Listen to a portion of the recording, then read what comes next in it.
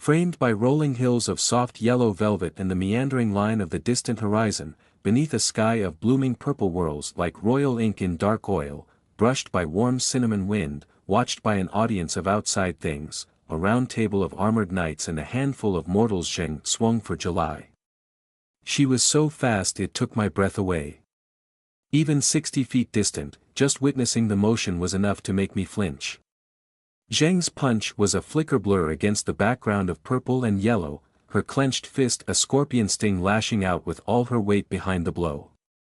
Evelyn flinched as well, her arms still wrapped around mine to anchor herself firmly to the ground in this outside place, tightening as if Zheng's preemptive strike would upend the world. Jan drew a gasp between clenched teeth. Tenny let out a sound like 100 panicked moths. In her arms, Whistle whined and flattened his ears against his head. Only a few paces ahead of us, Rain paused, not shocked but suddenly still. Twill kept going, picking up her feet into a sprint as Lozzie ran to meet her. I'd rarely seen Zheng fight. Months and months ago, she'd fought Rain inside the stairwell trap set up by the Sherrowford cult. Rain had hit her a few times with a stolen baseball bat, but Zheng had replied with a blurring barrage of fists and sent Rain reeling. Since then, I'd grown to suspect that Zheng had held back on purpose, out of disgust for the people who had held her in slavery. I'd witnessed how fast she could move, a handful of times since then, with the kind of speed born of marriage between animalistic purpose and demonic body modification, a blur of motion to rip out a mage's tongue. And now she'd lost her temper, discarded the rules, and started early. This was not within the bounds of the duel and there was no way any of us could stop her. But she missed.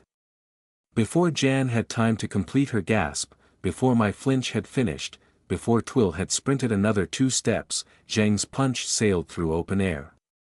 July had ducked. July bobbed and weaved, avoiding Zheng's fists by mere inches. The feat was all the more impressive with that unwieldy guitar case strapped to her back, but we barely had time to appreciate the spectacle, it went so quick, pure reaction, no time for either combatant to think about each move. But July didn't raise her own fists. She made no effort to counterattack. She moved like a snake, sinuous and rubbery. The half-dozen knights nearest to the fight were stomping toward the demon hosts, shields raised, weapons leveled. I had no doubt that Zheng would respect the lives of Lozzie's creations, but they simply wouldn't be fast enough to make any difference. None of us were fast enough, none of us could even reach them before this spiraled out of control. What would happen when Zheng finally landed a blow, or July struck back? Abyssal instinct prodded me forward all the same, but not for noble reasons, not for the sake of de-escalation. My legs itched like I'd dunked them in salt, aching to move, to run toward the fight, following some mad notion that I should join in. My tentacles bunched behind me like springs, ready to fling me forward, strengthening themselves inside with ropes of muscle to what? To pull the combatants apart? To bludgeon them both into submission? To just let loose with the joy of what Twill would call a good scrap? My more rational side knew that covering 60 feet at a sprint would just wind me, trilobe bioreactor or no. I started to shake with internal pressure, like a kettle with no steam spout. Go. Go on. Evelyn suddenly yelled, shoving me forward. Half my tentacles flailed in confusion, reaching back for Evelyn, my spring start aborted by shock. To my incredible surprise, Evelyn reacted as if she could see my extra limbs. She batted them away with the head of her walking stick, then wildly gestured me forward. But of course she could see my pneumosomatic additions. We were outside. Go on, Heather, you fool, she snapped at me, wild-eyed. Tell her to stop, she'll listen to you. I can't, 60 feet away, Zheng wound up for a lunge. July ducked back, spun on one heel, and Zheng skidded past her. Twill was just catching up with Lozzie, grabbing her to halt her panicked flight. Rain was frozen to the spot, staring at the fight with such intensity as I'd never seen on her face before. Tenny was practically screaming, a long trilling noise of alarm. Zheng reared up, drew in a great breath, and roared at the top of her lungs. Fight me, Kawa. Bowwop. A foghorn noise exploded around us, a tidal wave so deep and so loud that it rattled my teeth and vibrated the jelly inside my eyeballs. It was not actually sound. Such a spike of decibels would have blown out the eardrums of every human being present in Camelot, but when it faded we were not rendered deaf. Sound was simply the only way our senses could process this information, this outside effect, meant for outside places and outsider beings. Everyone without exception jumped, flinched, jerked, reacted by hunching shoulders and going quiet, wide-eyed in animal recognition. There could be no mistake what that noise meant. I am here, I am bigger than you, and I am telling you to stop what you are doing. Even Preem blinked 3 times, hard and slow, as if her eyes were watering. Ahead of us, Zheng halted her assault, turning to gaze back toward us, upon the source of the noise. The pause gave the knights enough time to catch up and interpose themselves between the two combatants. July turned and bowed her head. "Thank you." Lozzie called to the caterpillar. Twill, clinging to Lozzie like she was the one in need of a big strong rescuer, was staring back our way like a puppy confronted by a lobster. Behind us, the giant machine creature of bone carapace was humming from inside, the volume level falling through successive layers, as if some great engine was spooling down behind the armor plating. Nobody else spoke or moved until the sound finally drained away to nothing. Warning delivered, the caterpillar fell silent once more. "MMR," went Tenny, uncertain and soft. In her arms, poor Whistle looked absolutely terrified, silent and wide-eyed, very much wanting to get out of here. Sevens had her hands clamped over her ears, still wincing. Preem had not let go of Jan's hand, but Jan stuck one of her fingers in her own ear, blinking as if to clear watering eyes. Evelyn had gone pale with shock. I was not exempt from the caterpillar's message. All my abyssal desire for animal union with Zheng had vanished as if dashed beneath a bucket of cold water. I'd wrapped my tentacles tight around myself, the last refuge of a scared cephalopod. "That was some ref's whistle, all right," Rain said. She started laughing. How she could laugh after that, I had no idea. "Well," Evelyn said, clearing her throat. "Well. Quite." One of Tenny's tentacles reached out and gently touched her elbow. She flinched, but then awkwardly patted the silken smooth black appendage. "Ow," said Jan, blinking too hard. "Perhaps warn us, next time." For a moment I thought she was talking to us. Then I realized Jan was addressing the caterpillar. "Thank you for your help," Preem added, looking up at the wall of off-white bone. "Brr," Tenny did not sound like she agreed with that one. "Are they quite finished?" Jan asked, turning back to peer at Zheng and July. The huge white coat made her look like a rotating marshmallow, which went a long way to helping me unclench all my muscles. I think so." I found my voice again. The knights were firmly between the pair of demon hosts now, a wall of shining chrome ready to block any further attempts at breaking the rules. Zheng turned a smoldering look of pure murder on July, but July just gazed at the caterpillar in mute acknowledgement. "Should we?" I ventured, lost for words. "Jan, do you want to?" "Excuse me?" Jan squinted sidelong. "Absolutely not. I'm not getting anywhere near that." "Jewel," she yelled.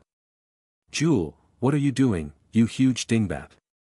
Come back here, I'm going to dock you 100 quid for wasting our time."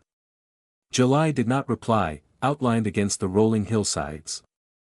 "What are you waiting for?" Evelyn hissed at me, gesturing with her walking stick, shooing me onward. "Zheng will listen to you. Go on. Take Rain with you." "What?" I stammered, still trying to recover from my own whirling desires. But you're. I'm not going to fall over without you, Heather. I'm fine. Tenny's right here." Evelyn cleared her throat, somewhat awkwardly. "Isn't that right, Tenny?" "BRT," went Tenny. She wrapped a single, polite, gentle tentacle around Evelyn's elbow. Anti-EV safe.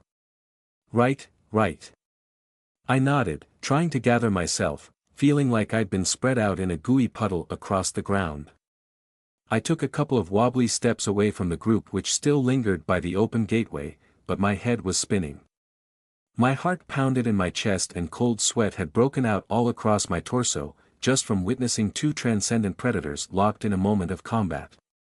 My mouth was dry, my hands had gone cold and numb with tension, hugging my squid skull mask to my belly like a hard, metallic pillow. I could barely unclench my tentacles. More importantly, I didn't know if I wanted to risk doing so. The prospect of walking right up to Jing sent a dangerous thrill through my guts, another deep injection of adrenaline, another pulse of energy from my bioreactor. Grab her, part of me screamed. It helped that Rain was waiting for me only a dozen paces ahead. She held out a hand as I approached. I forced myself to let go of the squid skull mask and tuck it under one arm, so I could take Rain's hand. Hey, it's okay, she murmured, but she was grinning. Fascination danced behind her eyes. You could have put one of your tentacles in my hand instead, if you preferred. Oh, right. You can see them, I managed to say, robotic and inarticulate. We're outside. Yes. I tried to take a step, to carry on toward Twill and Lozzie, who were waiting for us. But Rain held on tight and bobbed her head so I couldn't avoid her eyes. It's all right, Heather. It's gonna be fine, she said. The catty boy stopped them. I'm sure it's nothing life or death, right? Right, I breathed, tense as a wound spring. That grin got worse. She glanced over at Jing and July was with naked appreciation. But did you see that? I pulled on her hand, dragging us onward. A little hard to miss, yes, I whispered. Lozzie and Twill were only marginally better. They were holding hands too, though for rather different reasons. Lozzie had her poncho tugged tight around her torso, like a protective membrane. Twill was still watching the caterpillar, as if it might start booming again. Big boops, Lozzie said. Lozzie, I asked. What happened over there? What was July saying? Lozzie met my eyes, awkward and upturned, biting her bottom lip. Her free hand clutched the inside of her poncho, not quite afraid she had nothing to be afraid of, out here among her creations but embarrassed and self-conscious. You should ask Zheng, she said. Rain said. I'm guessing that means it was about you, Heather. Me? Lozzie confirmed, lips pressed together, averting her eyes. Come on, let's go sort this out, Rain said, gently pulling me onward, our roles swapped yet again. Maybe we can salvage a proper duel out of this yet. I want to see them finish what they started. Don't really think that matters anymore, Twill muttered. Sure it does. Lozzie chirped. As we approached July and Jing impassive and sulky, respectively, and their loose scrum of nightly chaperones, my week-old jealousy finally began to curdle and boil away under the release of pressure, revealing it had been rotten all along, hiding a layer of plain ugliness beneath. Jing was staring at the side of July's head like she wanted to drive her fist through the other demon's skull. Her clean and clear lust for joyous combat was nowhere to be found, not even a scrap of it deep inside the glowering dark pools of her eye sockets, no aura of pleasure in the set of her shoulders or the poise of her muscles, exposed by her t-shirt. July couldn't care less, watching the caterpillar instead, than watching us approach without a single care written upon her staring, owlish expression. Part of me liked that Zheng's attitude had changed. What was there to be jealous of now? But another part of me felt such terrible guilt for being happy about that. All she'd wanted was a friendly contest with a physical equal. She'd even wanted me to watch. And now some rude remark about me had robbed her of that. She'd been happy, now she was sad. And I was almost satisfied by that. My moment of clarity of abyssal need to grapple with Zheng had washed my mind clean. I didn't like what I found there. You disgusting thing, I hissed at myself inside the privacy of my own mind. You're happy that somebody you love is disappointed. You're foul. I wanted to slip the squid skull mask on over my head, hide my face, become something else, some other being that didn't have to feel guilt over irrational and ugly jealousy. With the mask on, I could launch myself at Zheng and have her catch me mid-air, pin me to the ground, and hold me there in victory, pinned and squealing and batting at her with my tentacles. Clean and simple and swimming in cold water, my heart ached for that clarity of purpose. But I was still Heather, whatever else I was. Rain, Twill, Lozzie, and I all drew to a halt, just short of the little clutch of various very tall beings. I felt even shorter than usual, compared with demons and knights. At least I knew the knights were friendly. That helped as they towered there, silent and still, their chrome armor reflecting the yellow hillsides and purple sky. "All right, you two," Rain spoke up first, bright and jovial, "one big joke." She thumbed back over her shoulder. "The Chonk Lord back there, or is it Chonk Lady?" "Lozzie." "Chonk Lord." Lozzie cheered. "Chonk Lord back there says no fighting without the rules, okay?" Rain waited a beat, but neither demon said anything. "Hey, Zheng, left hand. What's up? Talk to me, dumb arse, I'm right here and I'm on your side, in case you've forgotten." Zheng drew in a deep breath and let out a slow rumble, a tiger held at bay with a wall of spears. "The wager still stands," July said, smooth and calm. She finally looked away from us and focused on Zheng again. Zheng growled. "There is no wager. Then there will be no duel." "Excuse me." I tried to say. What I actually did was squeak, an embarrassing warble that ended in a hiccup and a huff. Rain squeezed my hand and I tried again. There was no discussion of a wager. "What is this about?" "July, excuse me, I'm sorry, but what did you say to Zheng?" "I don't mind you too," I trailed off with a lump in my throat. Well, this was supposed to be a friendly duel. Safe. A bit of fun. "What did you say?" "That is between her and I," July said, without turning to me. "Ha!" Zheng barked. She thumped one fist against her own chest. "There is nothing beyond the shaman's sight, you pigeon. You do not comprehend what you see, because you are not even looking. Look at her."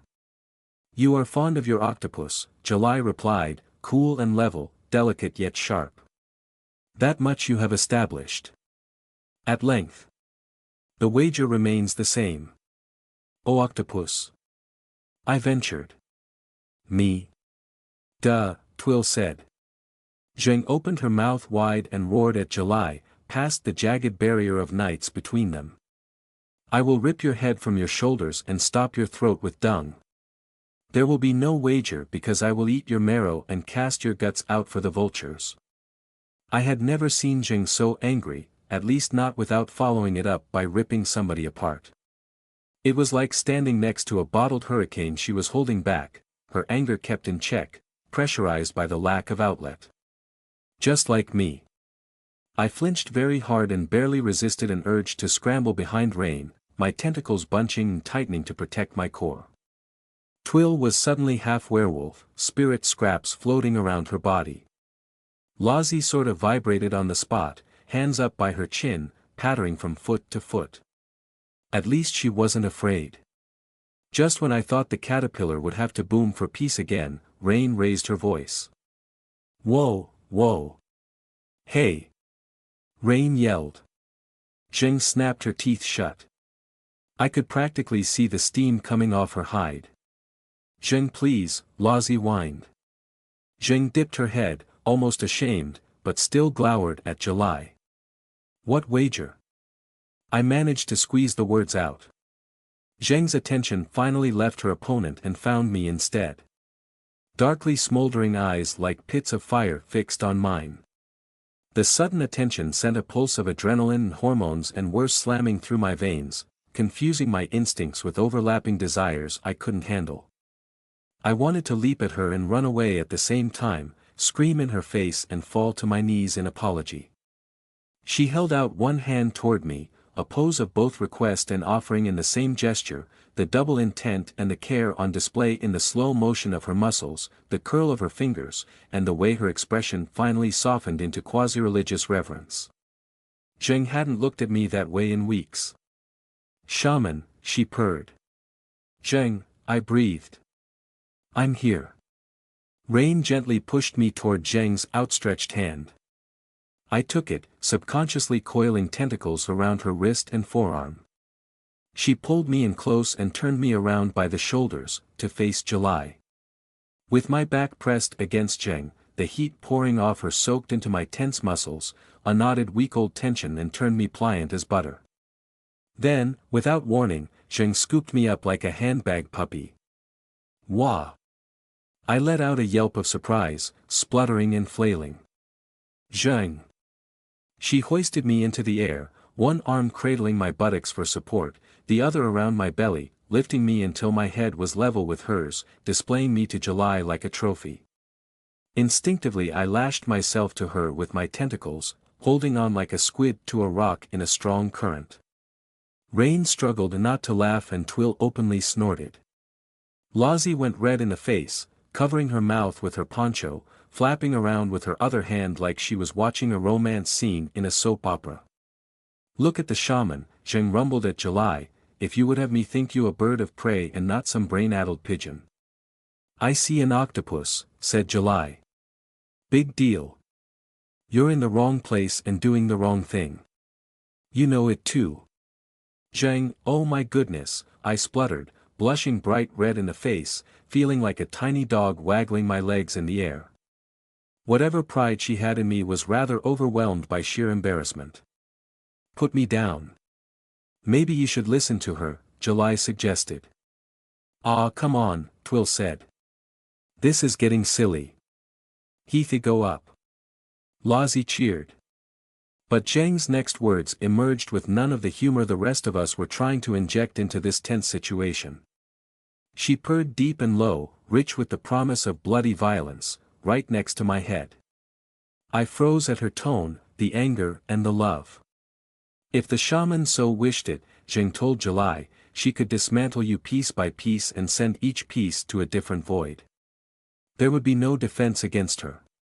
No counter move. Nothing. July opened her mouth to reply, but Zheng carried on. As barely a tadpole of what she is now, she lashed out at me, unskilled and clumsy, and she took off my left arm, at the shoulder. July paused. Finally, her eyes flickered to me. She stared, fixed and wide-eyed. It was indeed like being stared down by a giant owl. "She did," said July. "I see. You are fun, bird of prey," Zheng purred. "You are a good opponent. You are a skilled hunter. You are good enough to land blows on me and avoid my reply in kind. But you could never take a limb from me. Perhaps. Perhaps not." July's attention returned to Zheng but then flicked back over to me. It was the first time I'd seen her hesitate. "The shaman broke my chains," Zheng rumbled. "Compared to her, you are nothing." My heart strained in my chest like it was going to burst. I almost couldn't bear to hear these words, not after I'd been stewing in my rancid jealousy all week long, struggling to communicate with Zheng, silently accusing her of emotional infidelity without giving her a chance to defend herself. Her love for me was strange and fierce, not fully sexual, tinged with religious awe and reverence, built on a foundation of worship and animal recognition, but how could I ever have doubted it, for even a moment? "Zheng," I managed to say, blushing tomato red up in the air, my feet dangling, "I appreciate your feelings on the matter, but I would also appreciate if you could put me down, please." Zheng relented, finally plunking me back down on my wobbly feet. She kept her hands on my hips, holding me steady until I unwrapped my tentacles from around her arms and shoulders. My extra limbs had gone stiff from gripping her so hard, from fear of falling. I wondered if I'd left marks on her skin, beneath her clothes. A strange, animal part of me wondered if she would enjoy that. Another part of me started to lean back against her, luxuriating in the heat her skin gave off, hoping she would wrap her arms around me and I could push back with my tentacles and...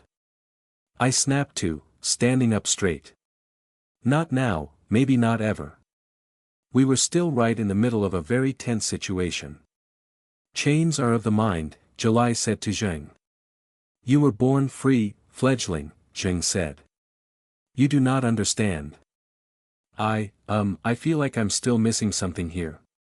I cleared my throat and felt extremely awkward, surrounded by the towering chrome knights and the muscular prowess of both Zheng and July.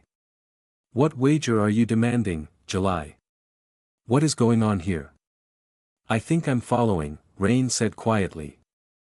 Something unpleasant and sharp edged into her voice. The duel is off, Zheng said to July. Ah, come on. Twill huffed. After all this mucking about? Rain sighed and smiled a disappointed smile. Lozzie puffed her cheeks out and whined in her throat. Then you are a coward, July replied. You do not believe in your own prowess. I have nothing to prove to you, pigeon, Zheng spat back. I would not reforge my own chains or depart from the shaman's side for the chance to urinate on your twitching corpse. Whoa, Twill muttered. Lozzie bit her lip and edged behind the werewolf. Rain just laughed. I stepped to the side so I was able to look at Zheng's face without craning back over my shoulder, then put my hands on my hips and did my best to channel a fraction of Evelyn's habitual irritation, that grumpy look that I admired so much. But when I spoke I sounded more like a huffy schoolmarm. This is getting silly. Twill is right, we've gone to all this trouble to set up this duel. July, you won't fight without this wager. What is it? And Zheng, what did she say about me? Why are you both being so cagey? July just stared at Zheng. Zheng bared her teeth. Lozzie drew the sound out and out, and out, and out, until finally everyone was looking at her. Even July had to relent. Lozzie peeked over Twill's shoulder, sleepy-eyed and impish, like she knew exactly the impact her words would have. July wants to wager ownership of Zheng, like a contract or a prize or winning her heart, that sort of thing, so if July wins Zheng has to follow her from now on. Sorry. Lozzie ducked her head beneath her arms, expecting retribution. Yup, Rain murmured. Thought as much. A cold feeling settled in my stomach. My brain couldn't quite catch up with that information. And what if Zheng wins? I named no wager, Zheng rumbled. Because I will not fight under that condition. The duel is off. Coward, July repeated. Her voice was casual and relaxed, like an older girl in a playground fight goading a shorter and weaker opponent, but with no expectation of real retribution. I stared at July, at this strange demon host, her intense, wide eyes, her bird-like precision in every movement, her presence like a living razor blade. Her facial features were a grand echo of Jan's more delicate looks, as if they were sisters born from different fathers but the same mother. She looked so much more human, almost at baseline normal, compared to Zheng's muscular power and huge stature, or Preem's controlled poise and blank eyes, but I realized in that silent moment, trapped between an unreasonable wager and over a week of anticipation, that I had no idea what I was looking at. July was a far greater unknown. I did not know July, did not know how she had been raised, had no idea of her value system. And in a way, she wished to re-enslave Zheng. July must have felt me staring, because she finally turned, unprompted, to look at me, to fix me with that wide-eyed, burning gaze. There were none of Lozzie's knights between us at this angle, nothing blocking us from each other. The Heather of 6 months ago would have shrank and fled. The Heather of yesterday would have cast her eyes down, ashamed of her thoughts, guilty and twisted up inside. But that Heather was wrong. I slipped my squid skull mask on over my head, sliding into the comfort of darkness and metallic bone, staring out through the eye holes. I felt my spine straighten and my tentacles quieten, spreading out from my body with instinctive threat display. Somebody hissed my name, possibly Rain, but then Zheng purred with approval. A dozen processes stirred inside me, toxin production in my skin, the itch of desire to plate myself with chitin and biosteel, the ache of sprouting spines. All too easy to perform those modifications, outside. All too easy to slip over. I resisted the urges, for now. Zheng is mine, I told July, speaking against the inside of the mask, but somehow my voice still carried. But only because she chooses to be. If you make such a suggestion again, if you try to make her a slave, then you will fight me, not her. And not in a duel. The words were meant to be cold and calm, but my heart fluttered with anger. Holy shit, Big H, Twill hissed. A gentle hand closed on my upper arm. I allowed it to stay. I wasn't actually going to fight July, I only wanted to make this clear. July stared me down for a long moment. I felt my tentacles begin to tingle, ceasing their rainbow strobing and turning darker as the skin flushed with neurotoxin, preparing to pucker into stingers and barbs. Then July bowed her head to me. I apologize. I have misunderstood the situation. I almost panted inside the mask. That's all you have to say. That's all I have to say. You have an apology. Apology accepted, I said. Then I let out a huge sigh, pulled the helmet off my head again, and almost fell over with my hair going everywhere. But Rain was there at my side, to steady me. Shin grunted in disapproval. You should grovel, bird of prey. One grovels for offense, not mistakes, July replied, raising her head again. I should put you on a spit and cook you, slowly. I have been forgiven. You heard the words of your octopus. Ha! Zheng barked. You have not been listening. I am not hers to command. She has forgiven you. I will not. A pity. I would still like to fight. Ha, Zheng sneered. Excuse me, I piped up, taking deep breaths to work the adrenaline out of my bloodstream, trying to clamp down on the eager beginnings of too many processes of abyssal biology. But I need to know, July. Did Jan have any idea you were going to do something like this? I have a rather poor opinion of you now, and I would prefer it not extend to Jan, if possible. She's been very sweet so far. I couldn't tell if July held me in contempt or not, her searchlight stare was so difficult to read, like looking back at an owl caught in the twilight. Jan cannot reliably tell her arse from her elbow, July said. Zheng terrifies her. If she knew of my wager, she would have fled Sherrowford. Smart girl, Twill said. Ah, went Lozzie. But she's so tiny. Zheng snorted a dark laugh. The wizardling has more sense than her creation. A low bar to clear. I am sorry you think that. Rain let out a big sigh, shaking her head. I guess this means the duel is off, hey? Real shame. And we went to all this work, too. I would still have our contest, July said. No wager. Zheng rumbled deep in her chest like a goaded tiger, curling both her hands into fists before flexing her fingers. She repeated the motion several times, visibly restless.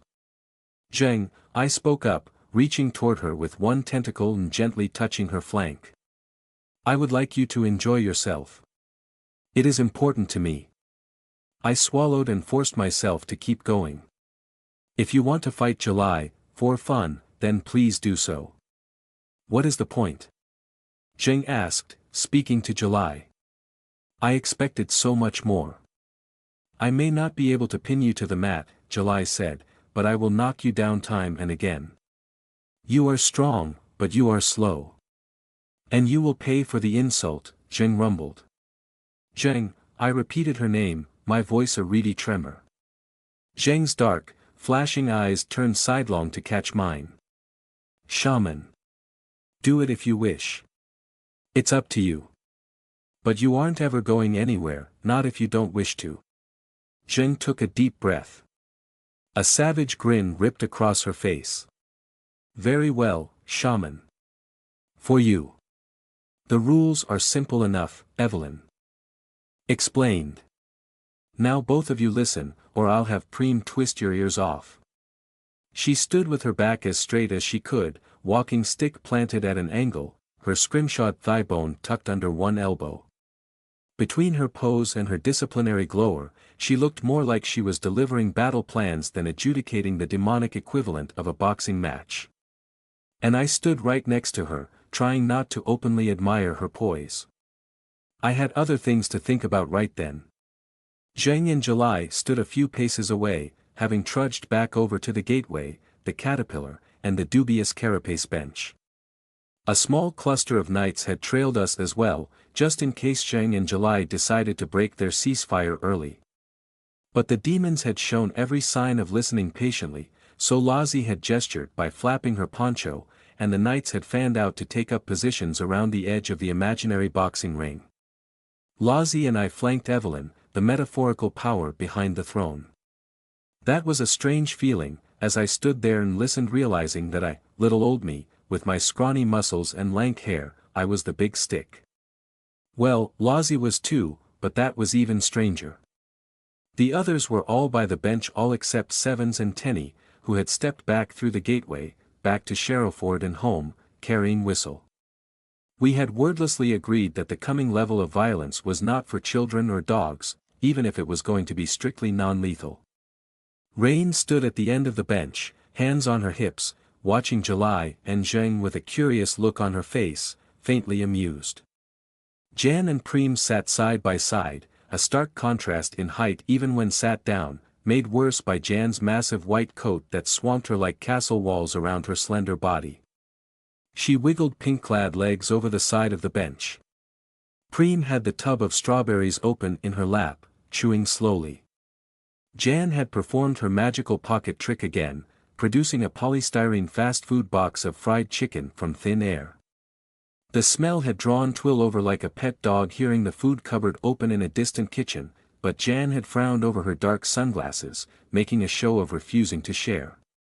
July had divested herself of the guitar case with the magic sword inside, laying it at Jan's feet with a strangely ceremonial gesture, though Jan had pointedly paid no attention.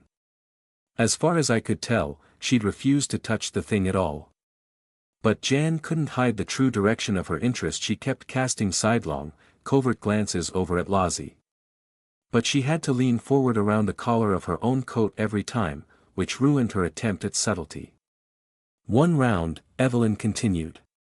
I turned my attention back to her, away from Lazi, giving Jan a little wave with the corner of her poncho.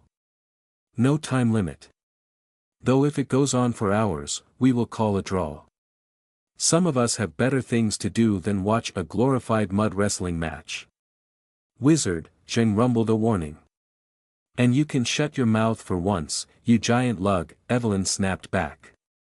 Zheng blinked slowly, like a big cat refusing to admit it was cowed, but accepting that further complaints would only cause more delays. Now, after some basic consultation with Jan and with Lazi, we have decided on some limits.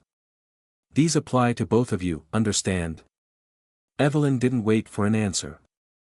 No ripping and tearing, no removing each other's body parts, no biting, gouging, stabbing, etc.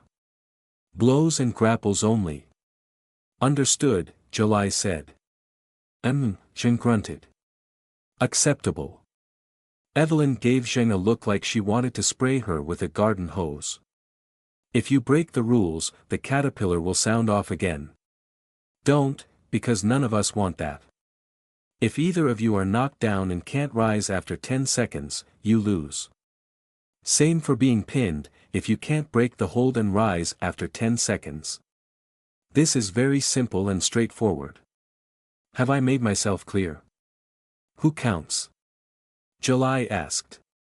The knights. Lazi chirped. They're more accurate and impartial and they can see a lot more anyway. Done, Zheng grunted. She rolled her neck and shoulders, a show of limbering up, slabs of thick muscle shifting and bunching beneath her plain white t-shirt. Ready, bird of prey. July did something I'd not seen from her yet. She bounced twice on the balls of her feet, arms loose, as if flexing the whole length of her body. Her wide and staring eyes closed for a full second, then snapped back open again. I am now. You will wait for the signal, Evelyn grunted. Walk out about 10 meters, in the middle of the nights there. Keep your distance from each other until the signal. And you better bloody well stay clear of this bench, because so help me God I will spank both of you if we have to get up and scramble out of your way for this nonsense. Word, Rain called. No crashing into the stands, you hear? Do not worry, little wolf, Zheng raised her voice in reply. Good luck, I said. Zheng's gaze lingered on me for a moment. She grinned wide, showing all her shark's teeth, then she turned and stalked away, keeping more than one arm's length between her and July. Evelyn let out a shaking sigh. I carefully took her free hand. Are you okay, Evie? Yes, I'm fine, she grunted, turning a sharp frown on me as the demons departed for the field. Are you? Me? Yes, you, Heather. You look like you're ready to have some kind of breakdown. I'm just twitchy, I said, only half a lie. I had no idea how Evelyn would react if I confessed that I sort of wanted to wrestle with Jing myself. I want to my tentacles I feel restless. It's okay, Evie Weevie, Lozzie piped up too, skipping ahead on Evelyn's other side, flapping her poncho like a flying squirrel catching the air. I don't think it's gonna take long. Evelyn grunted. It better not. I helped Evelyn get settled on the bench, then took my place next to her while Zhang and July stalked off into the middle of their imaginary ring, framed by the yellow hillsides and the towering nights. Rain watched them go as well, a subtle frown on her brow. Twill puffed out a sigh, staring wistfully at the box of fried chicken in Jan's lap. Jan cleared her throat delicately, one hand to her mouth. I really feel like I should apologize, she ventured, putting on a show of hesitancy. I didn't know Jewel was going to do any of that. Perhaps this place is getting to her. It does feel odd out here, like I'm half in a dream, or as if I've just come round from being groggy or, she trailed off, shaking her head slowly.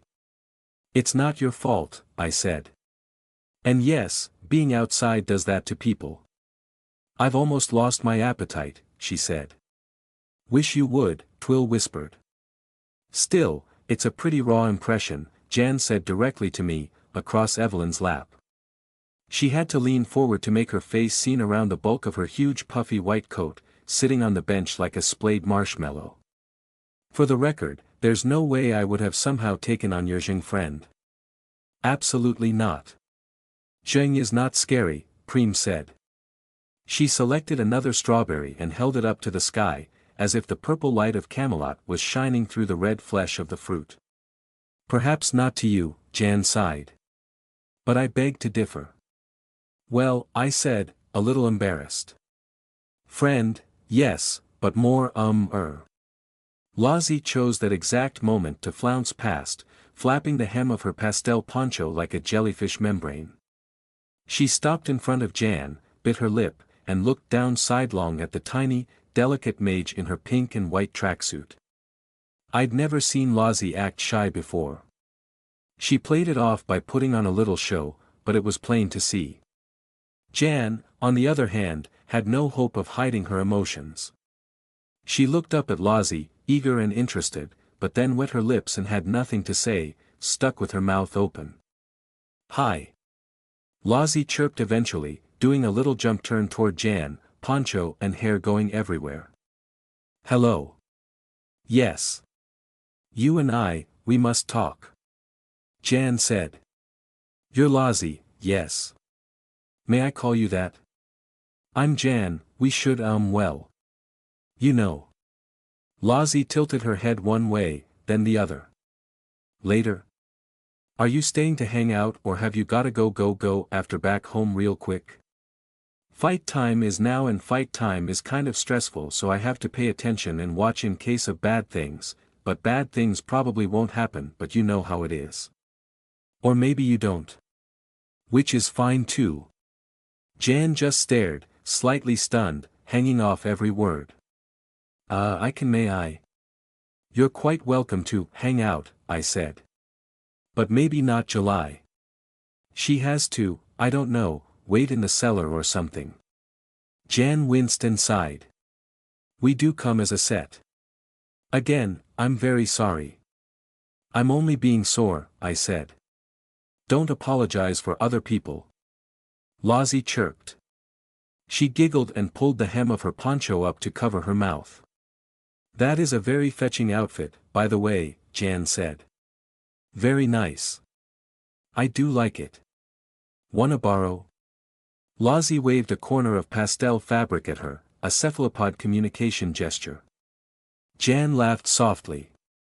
I appreciate the offer, but I'm quite comfortable here like this. Thank you.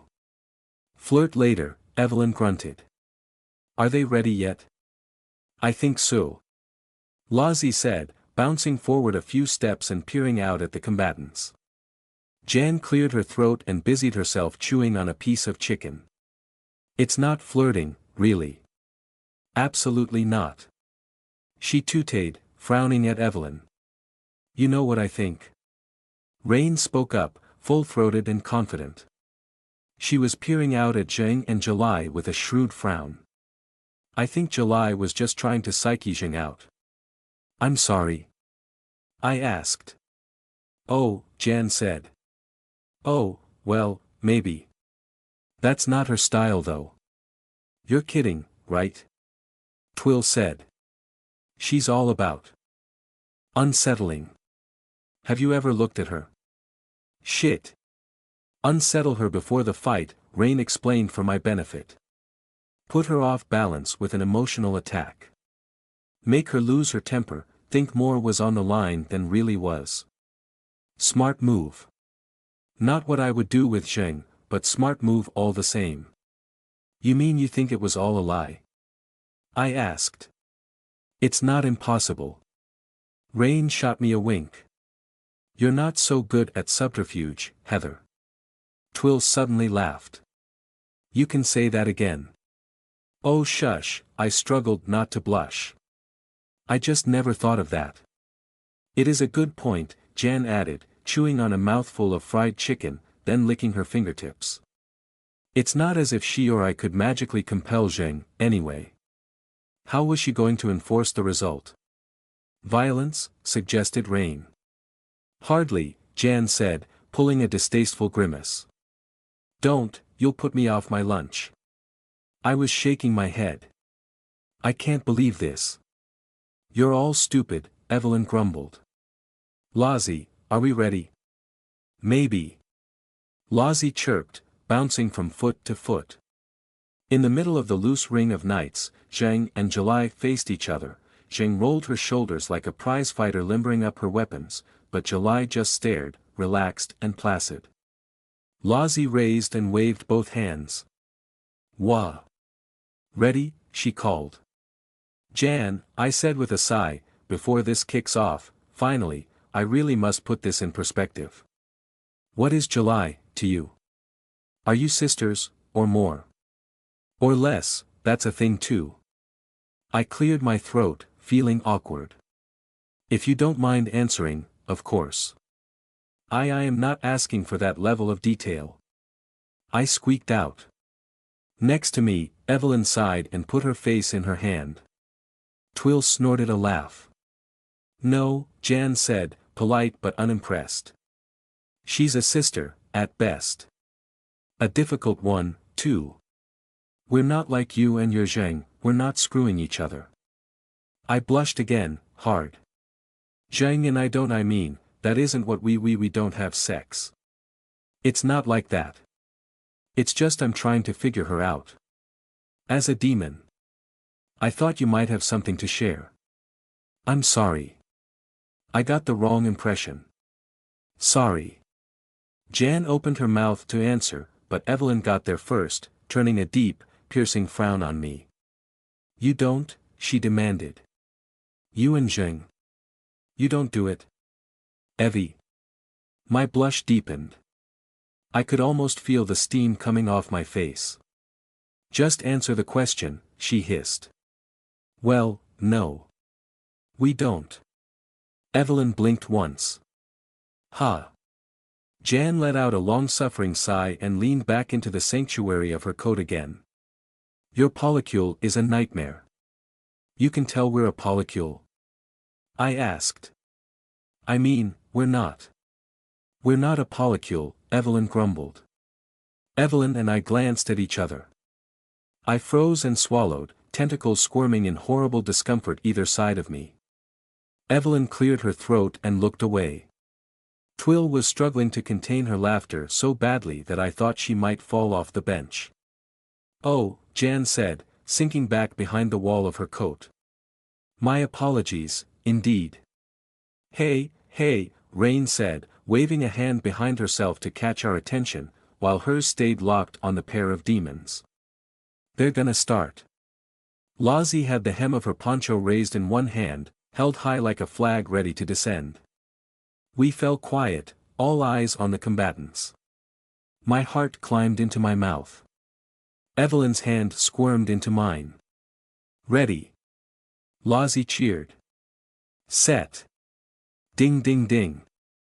She sliced through the air with a handful of fluttering pastel and finished with a celebratory twirl. For the first second, neither fighter moved. Zheng waited, tall and poised like jungle cat, her fists raised, one low, one high in a rough fighting stance, every muscle straining with a deceptive economy of tension. July held herself perfectly still, in the way of a waiting dagger. Then, almost faster than the human eye could follow, July struck first. Now she had approval, now it was official, there was no holding back. Zheng had named her well, it was like watching a bird of prey scream through the air to descend on a mountain goat. A rock, falling from the heavens, a thunderbolt of speed and power from the roiling clouds. Zheng dug her heels into the soft earth at the last split second, trying to pivot like a bullfighter before the charge, but she got it wrong. Weight and impact were not July's intent. Instead of sailing past Zheng, she checked her rush by counterbalancing her body, giving up on throwing her weight behind a punch. She ducked directly inside Zheng's guard, her arms flashing out 1, 2, 3, knuckles landing hits on Zheng's unprotected stomach. I don't know why I was shocked when Zheng reeled from the blows. I'd seen the bruises on her flesh. I knew this might happen. But I still winced and flinched. Evelyn squeezed my hand. Zheng grunted like a winded horse and swiped downward to slam July's skull into the ground, but July was already past her, dancing away on the balls of her feet, her bare arms loose like rubber as she slipped away. Zheng swung wide and July bobbed out of the arc of the strike. She backpedaled, putting space between herself and Zheng's fists. You can't catch me, July said, loud enough for us all to hear. You're not fast enough. Infatuation, Rain murmured, so fixated on the fight that she was distracted in a way I'd never seen before. But Zheng did not answer July's goad. She put her fists up again and twisted her body into a different stance, arms held wider to block July's next attempt. July rose to the challenge a second time. She fell like a raptor and repeated the feat again, coming in like a whip snap on the air, ducking inside Zheng's guard and landing hammer blow strikes on her belly, her hips, the sides of her ribcage. I heard a pair of cracking noises, loud and awful, the unmistakable sound of Zheng's ribs breaking under the punches. She heaved a grunt of pain.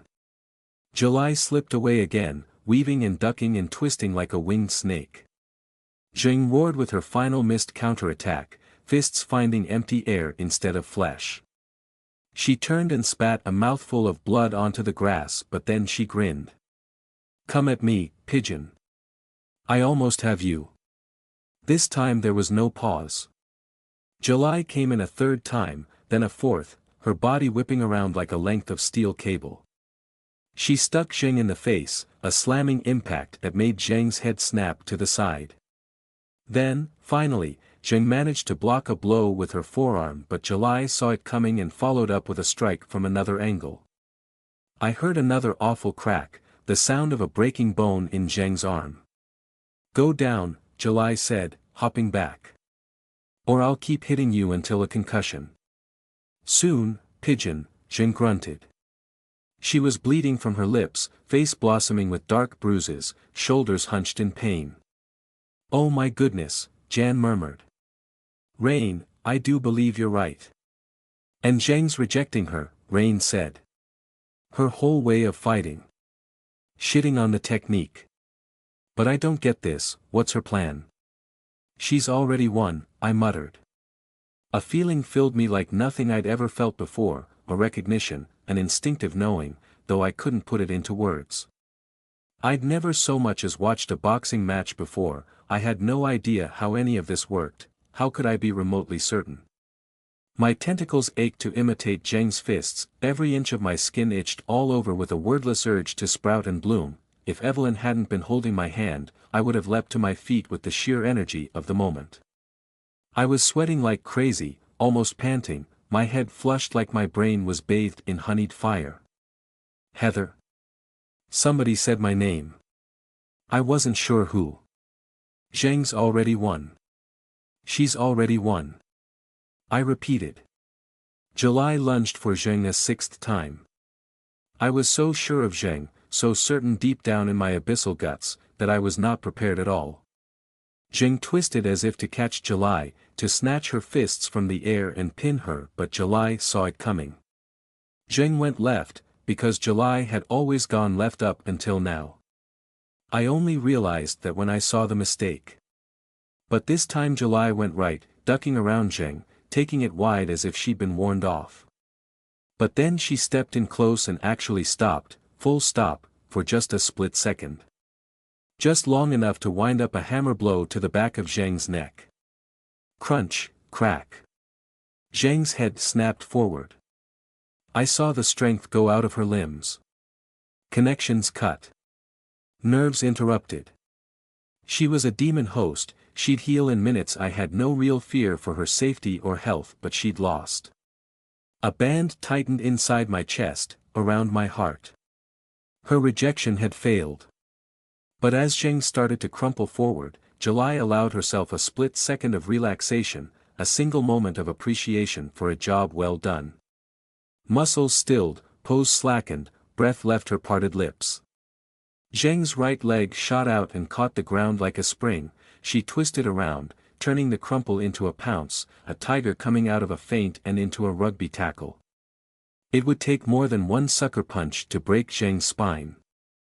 I was up on my feet and yelling my lungs out when Zheng slammed into July's midsection and rode her to the ground. Zheng's tackle hit July in the stomach and hips. She used her whole body as a spring, from her ankles on upward, turning herself into a battering ram of muscle and bone, putting all her strength and weight behind the shoulder that rammed into July's guts. Even over the sound of my own wild shout, Twill's premature victory cheer, Evelyn's hiss, and Jan's sharp wince, I heard a wet crack crunch of bone, July's pelvis fracturing in two. Her head snapped forward with whiplash pressure as Zheng's momentum knocked her clean off her feet and bore her to the ground.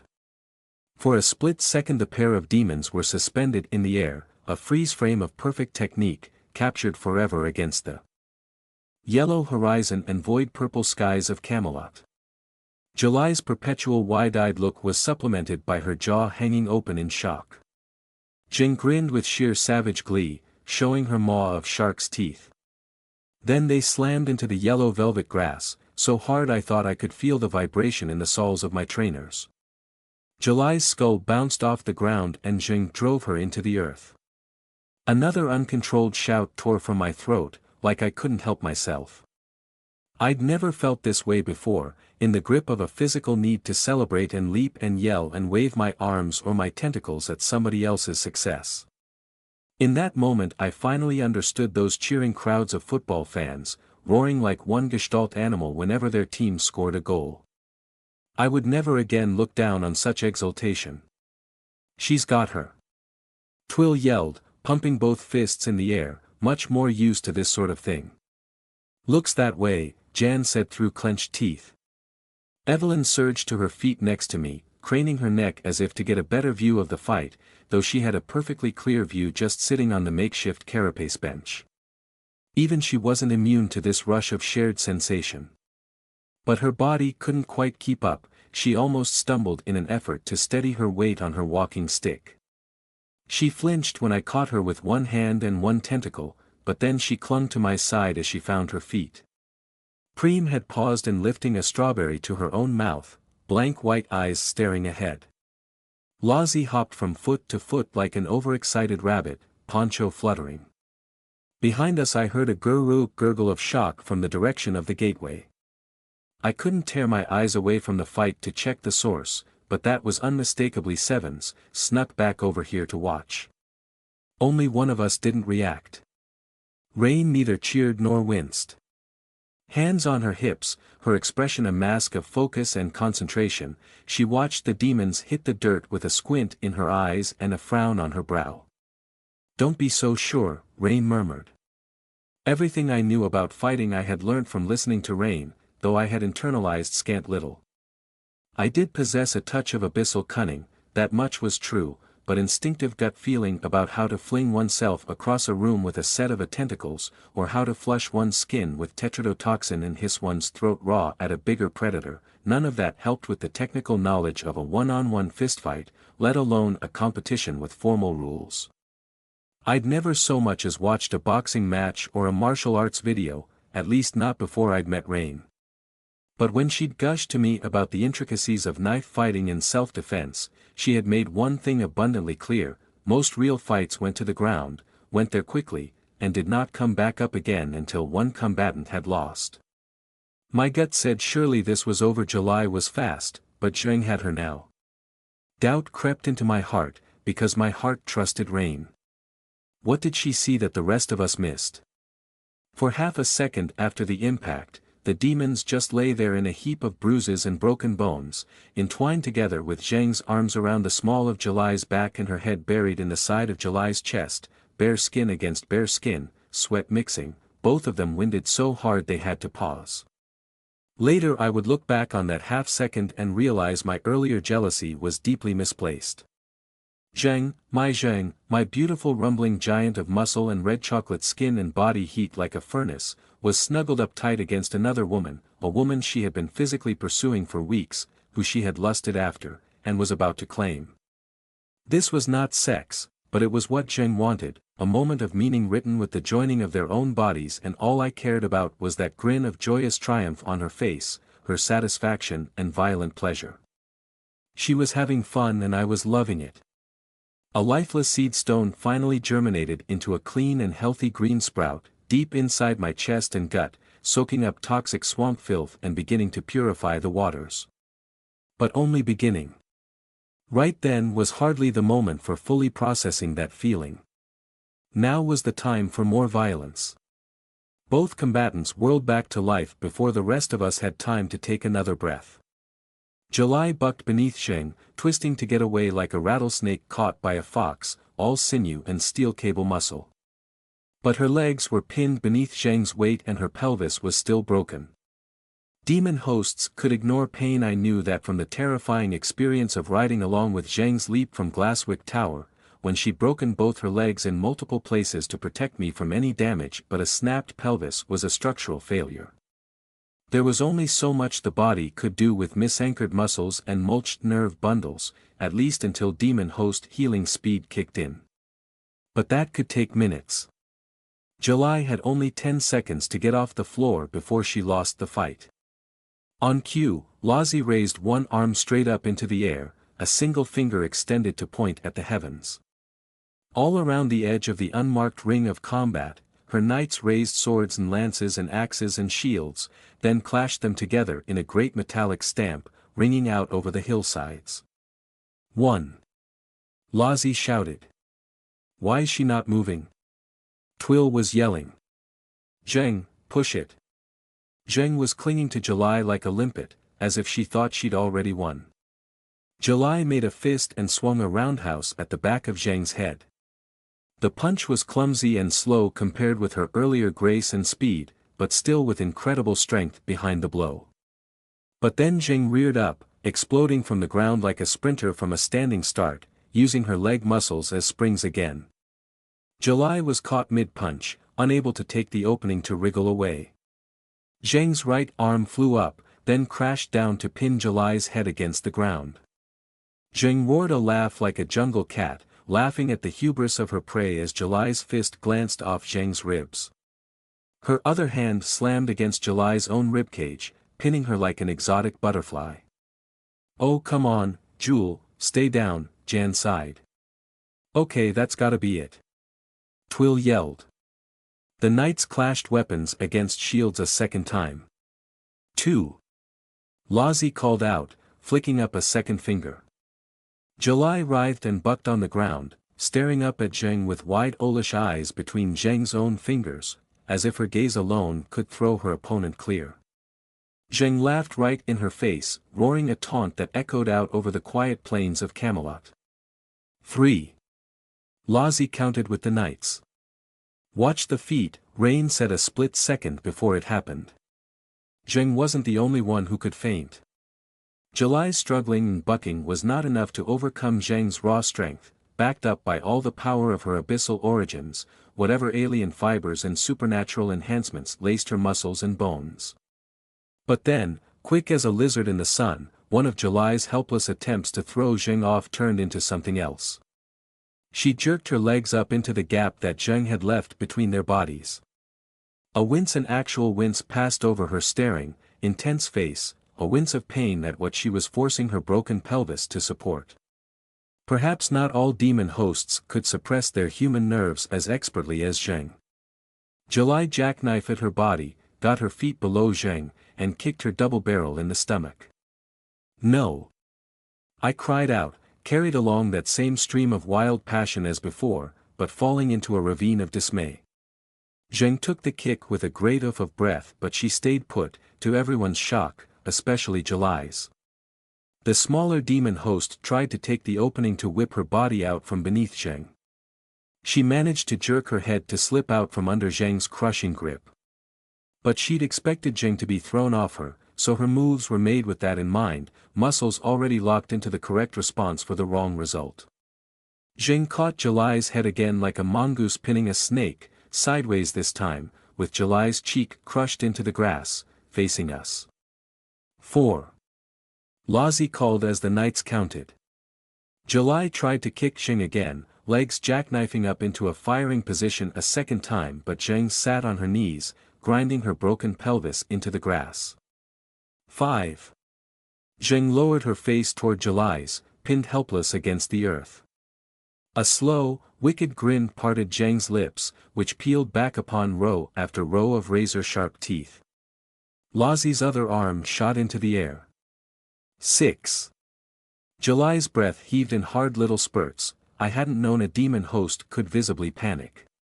Her eyes rolled sideways at Zheng, unable to look her in the face from the angle at which she was trapped, like an animal in a neck snare.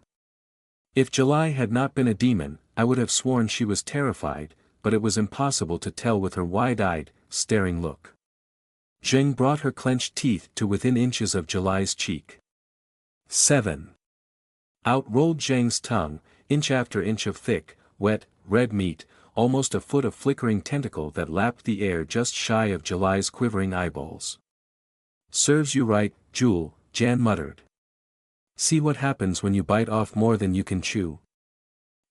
Twill said, suddenly alarmed. She's not gonna eat her, right? She's won." I cheered. "Zheng." Went Twill, increasingly worried. 8. Lozzie counted in time with the knights clashing their shields. "If she tries any cannibalism," Evelyn drawled, though even she could not hide the racing of her heart at this spectacle of violent intimidation, her voice quivering slightly, "then she'll get knocked off by what is basically a sonic weapon. Relax. She's making herself clear," Rain said. Her voice rang with open admiration. "But also, softening the rejection. She is," I said, surprised to find a smile on my own face. Where had my jealousy gone? Zheng had her opponent pinned and was practically licking her face, a sign that even if she rejected her style, she approved of something. She accepted the connection, on her terms alone. But all I felt was an internal heat to match Zheng's own, a restless urge to jump and shout and grab somebody, anybody with my tentacles, and spin them around. I took extra care not to squeeze Evelyn too hard with hand or tentacle alike, though I couldn't help the way I cradled her shoulders. I wanted to pick her up and hug her. Lozzie's final finger flicked up, leaving only one thumb curled into her palm. 9. Zheng's writhing tongue whipped back into her mouth.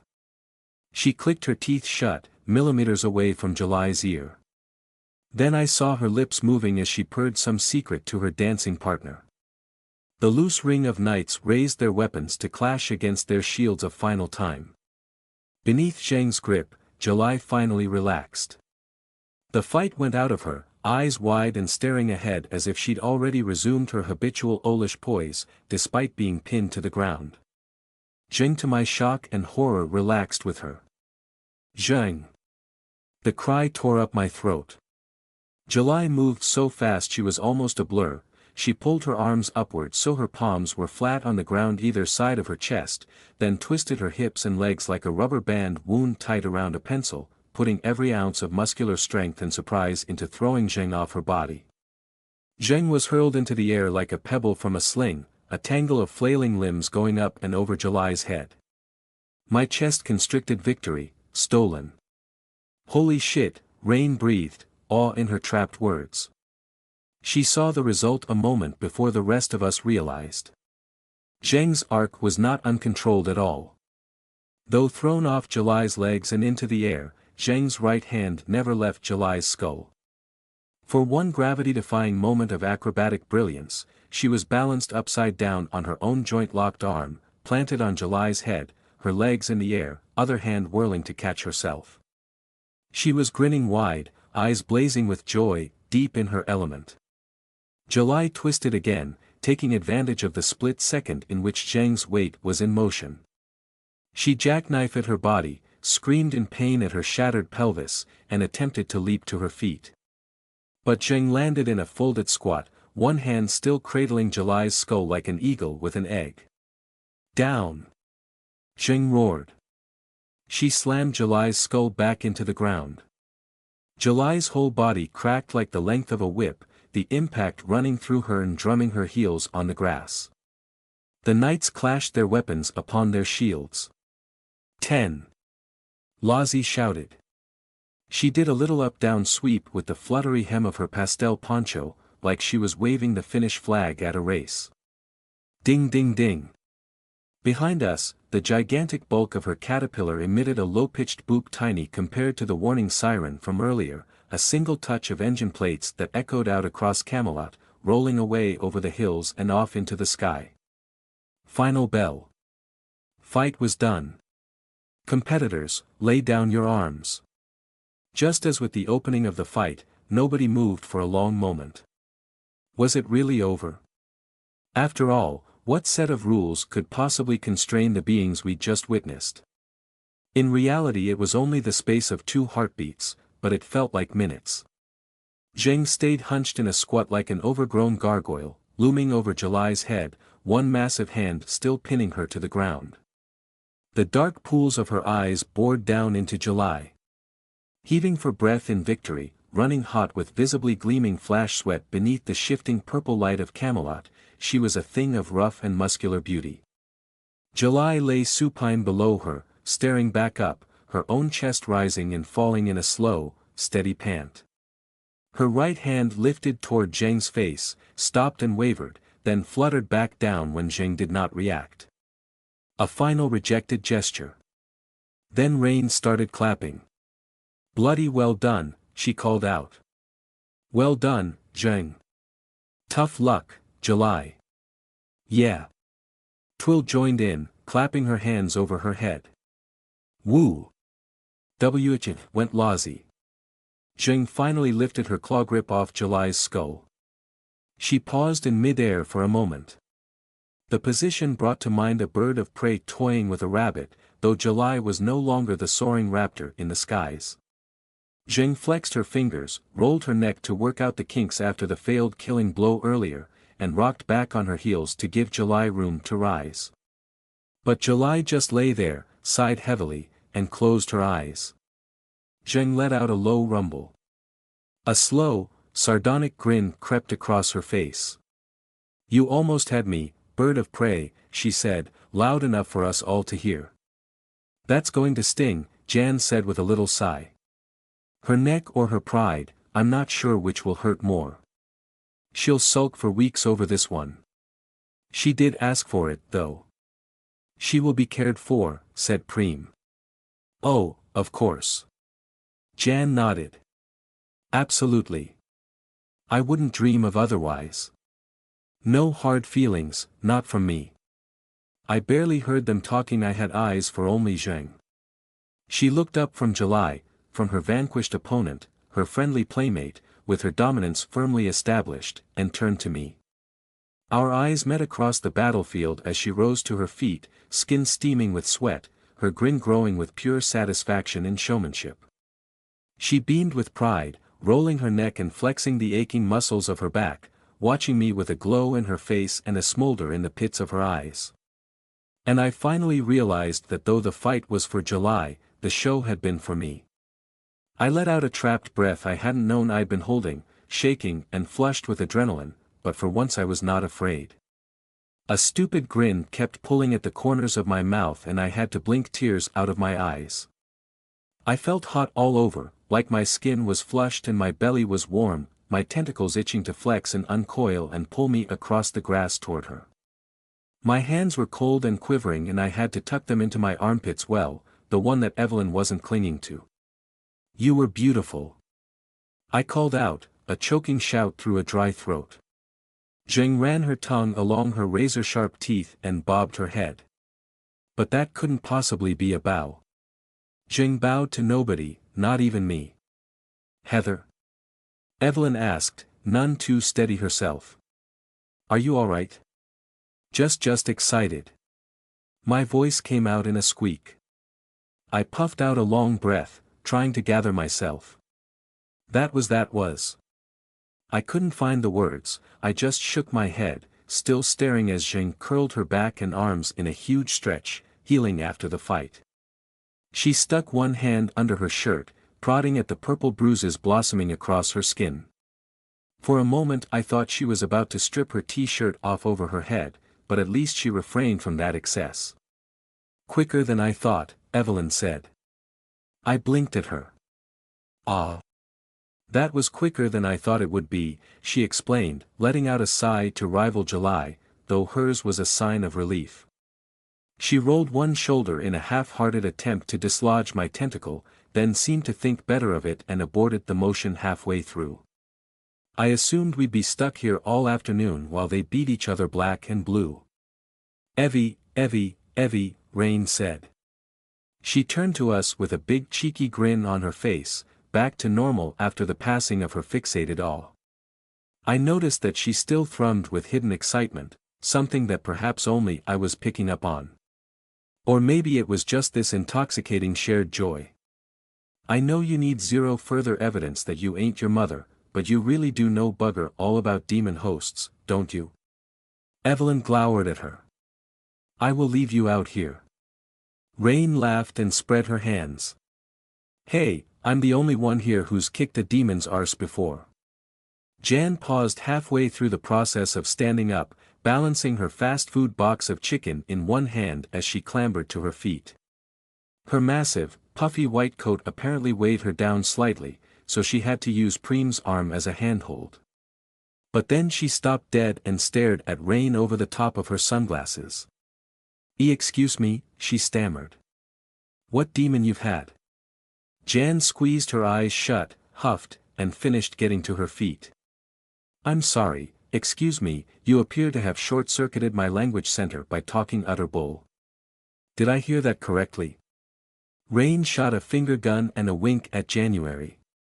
Evelyn sighed and squeezed her eyes shut. Oh, nonsense, Jan hissed. Twill said, technically not nonsense. It is true, Preem said, standing up and smoothing her skirt over her hips. Jan boggled at her. No shit, Rain said. And that was back when I was only a teenager, too. This isn't my first waltz, I know more than I look. Oh. Rain raised her hands in a big performative gesture of modesty. Preem could wipe the floor with me. No question. Preem, I wouldn't even insult you by asking. Preem nodded, once. Preem, strong. Lozzie chirped. Good, Evelyn sighed. Now you've stopped waving your dick around, we can. But Jing? Rain carried on, allowing herself a sharp and dangerous smirk.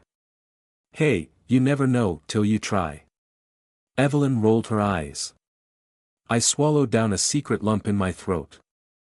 I think I knew very well why Rain had been so fascinated by every blow and counterblow of the duel. Ah, come on, Twill said, did you see any of that shit? She gestured at Jing and July with both hands. You're good, Rain, I'll give you that, but you'd get your arse handed to you. Raw. Uncooked. Come off. It. Heather. Tell her she's not gonna fight Jing. I couldn't speak, not without hypocrisy. Deep down in my guts and in the hot, dark, lizard brain place in the back of my own skull, the grotto of ancient instincts that my abyssal side had identified with, I lusted after the very same experience. My skin itched all over, I had to keep my tentacles close to stop them twitching with wild energy, and my mouth was dry with adrenaline and tension. I just shook my head. Gurk, Sevens went from over by the gateway. Don't know the winner. Maybe, she trailed off into an uncomfortable grumble. Don't you start as well. Evelyn craned round so she could tell Sevens off. Don't encourage her. Hey, don't worry, Rain said, radiating a worrying level of pure confidence. I'm not gonna fight Jing next. Bloody right, Evelyn huffed. Jan watched this entire exchange with blank-faced alarm, obvious even through her dark glasses. When a moment of silence finally fell, she pulled a pained smile. Right, she said, bright and sarcastic. Right then. Good to know. Great. It really was quicker than I expected, Evelyn said. Which is a blessing because now we can get out of here before we all start going funny. No offense, Lozzie. Lozzie did a wiggly shrug. I think she understood we all couldn't take this as easily as her. Evelyn caught my eye and nodded toward Jing and July. Heather, do you want to? Oh, yes. I nodded. Quite, Jan said. Less time spent out here the better. She gestured awkwardly with her little tray of chicken skewers. Didn't even have time to finish my snack. You don't want the rest? Twill perked up, eyes like saucers. I'll finish it for you. Don't waste it. Are you actually a dog? Jan asked her, peering around the side of her coat and Preem's hip. I mean, I know you've got this whole werewolf thing going on, and the less I know about that, the better. But this is just what you do. You smell food, or hear about food, and you go, oh, food. I've got to be really annoying about food. Is this you? Fuzzy likes her chicken, Lozzie said. Garlic. Jan sighed. You're not a vampire, too, are you? Not that I know. Might want to be careful about her though. Twill pointed at Sevens, still lurking just this side of the gateway. At least there was no sign of Tenny and Whistle, safely back in the house. Jan stared at Sevens for a moment too long, then looked back to Twill. I could almost physically see her decision not to confront this fact. You can have one piece of chicken, and that's all, she said. Lozzie did a little twirl on the spot and skipped past us. Can I have some too? She asked. Jan suddenly went quite tongue-tied, ing and ing as Lozzie bobbed in front of her. Farcical, Evelyn hissed under her breath. I need a cup of tea, sod all this. Evelyn and I left the chicken negotiations behind as we walked arm in arm to go see the victor and the vanquished. Rain joined us too, on my opposite side.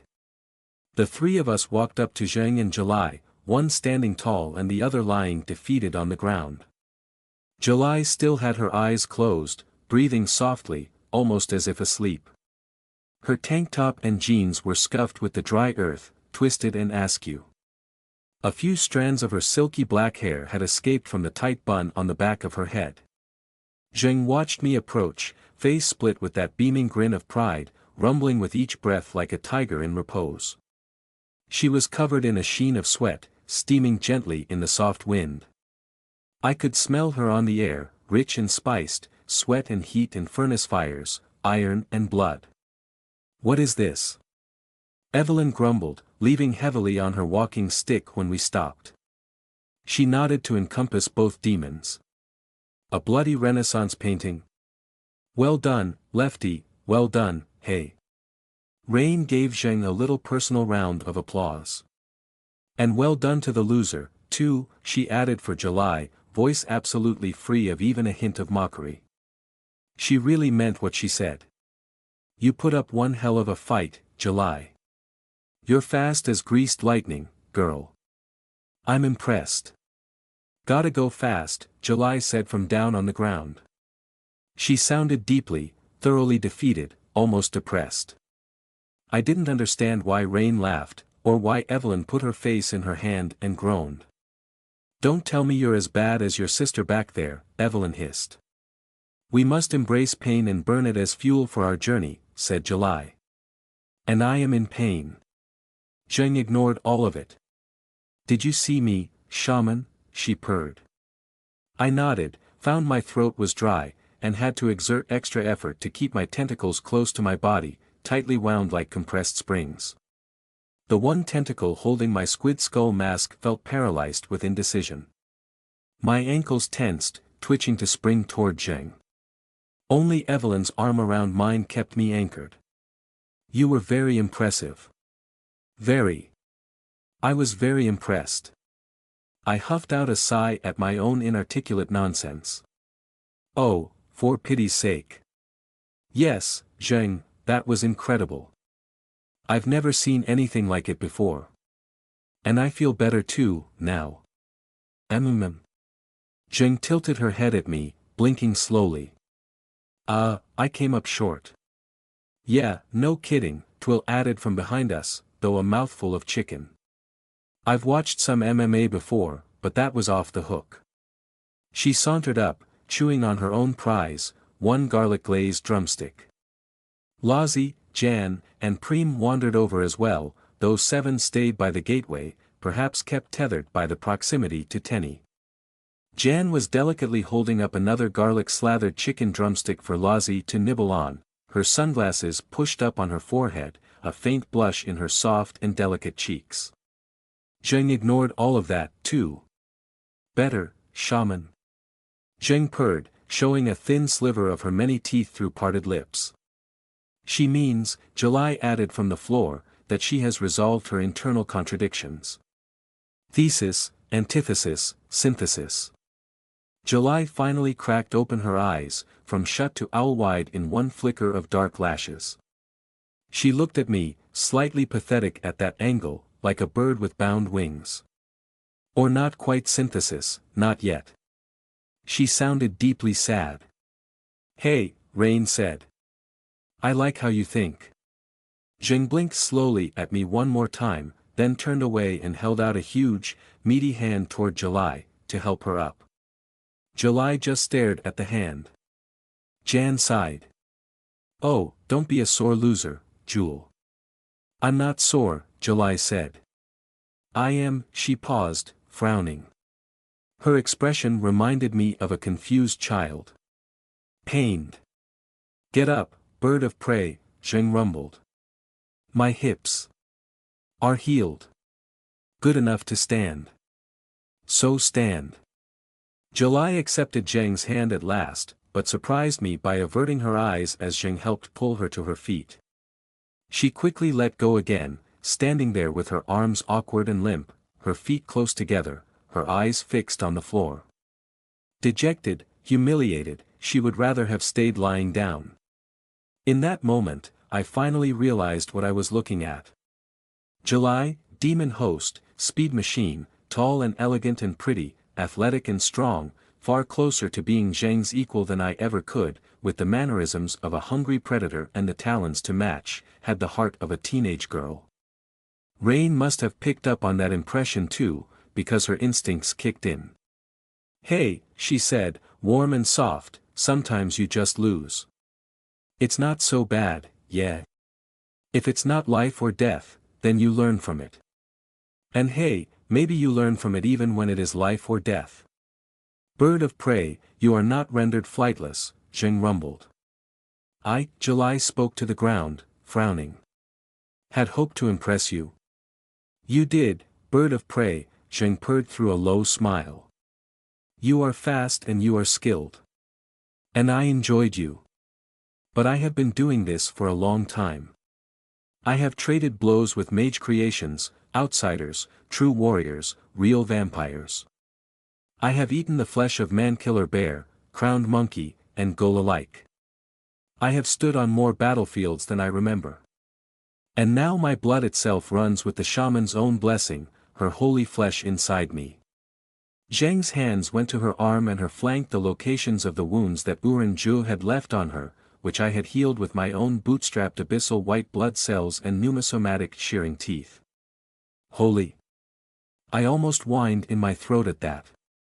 I wanted to bundle Zheng to the ground and bite her or something. The urge was nonsense, but it was making my eyes water and my guts clench. "Bird of prey, how old are you?" Zheng continued. I wanted you to.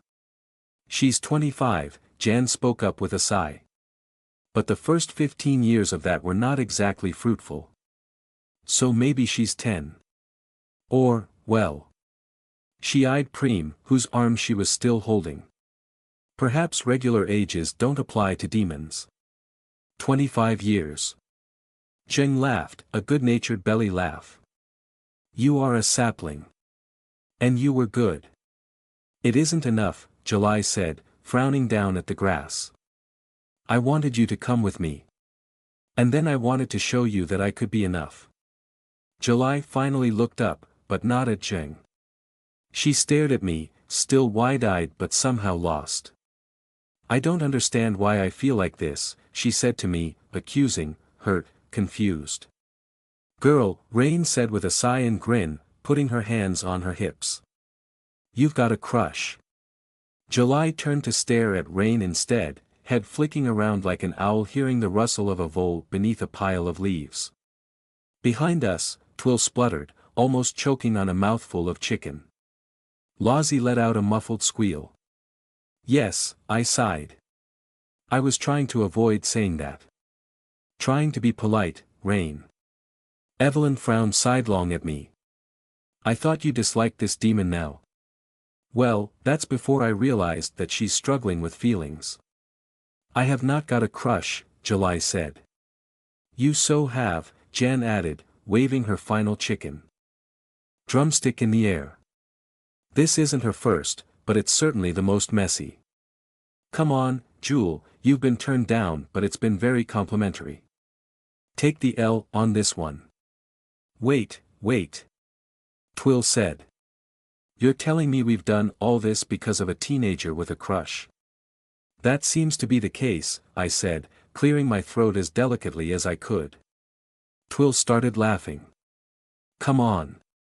Really?" July stared into mid-air, uncomfortable in a way none of us could help with. Her frown concentrated around her eyes, pinched and narrowing, turned inward on herself.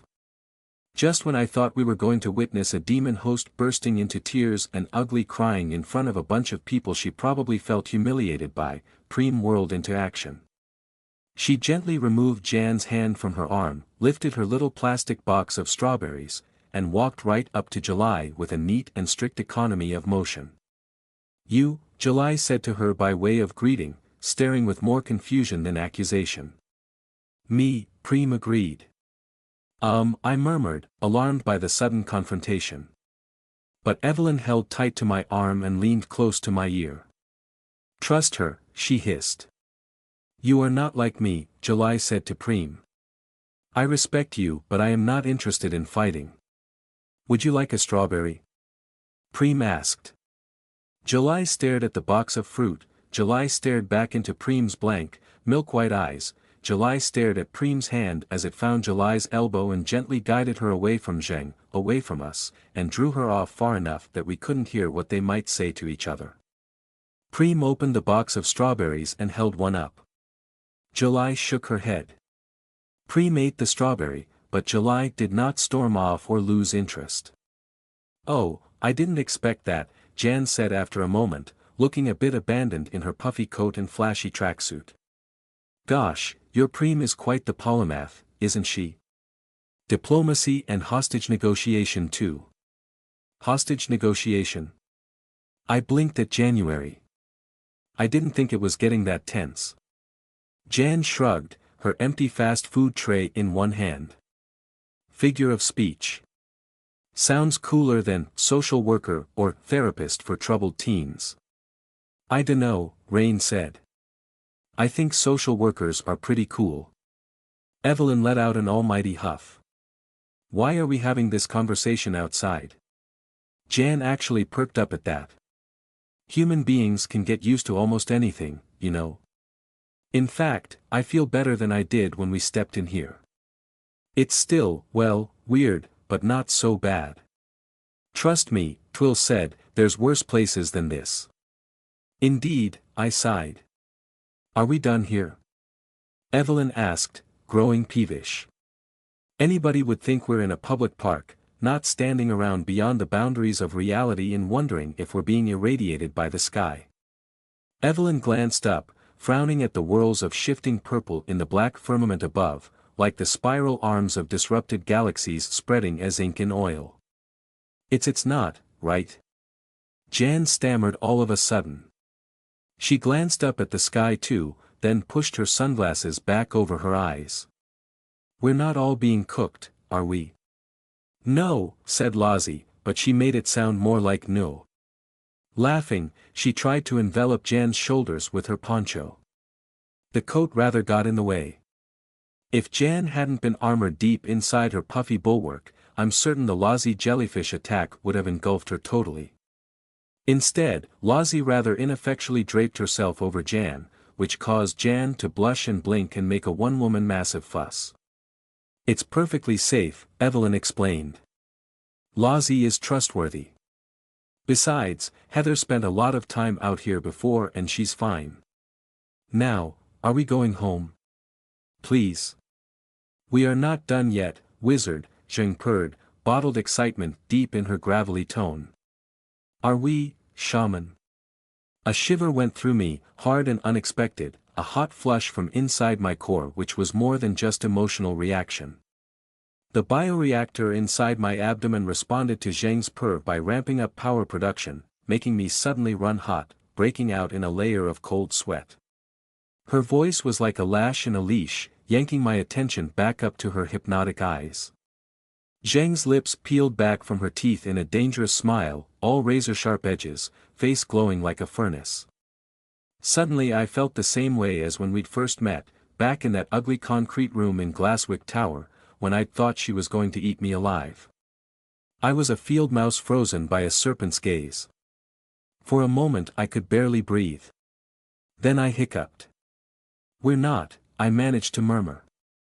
"We're not." Zheng purred, grinning with deep satisfaction. "Don't get rhetorical with me," I said, my mouth bone dry and my hands shaking. "Stop teasing."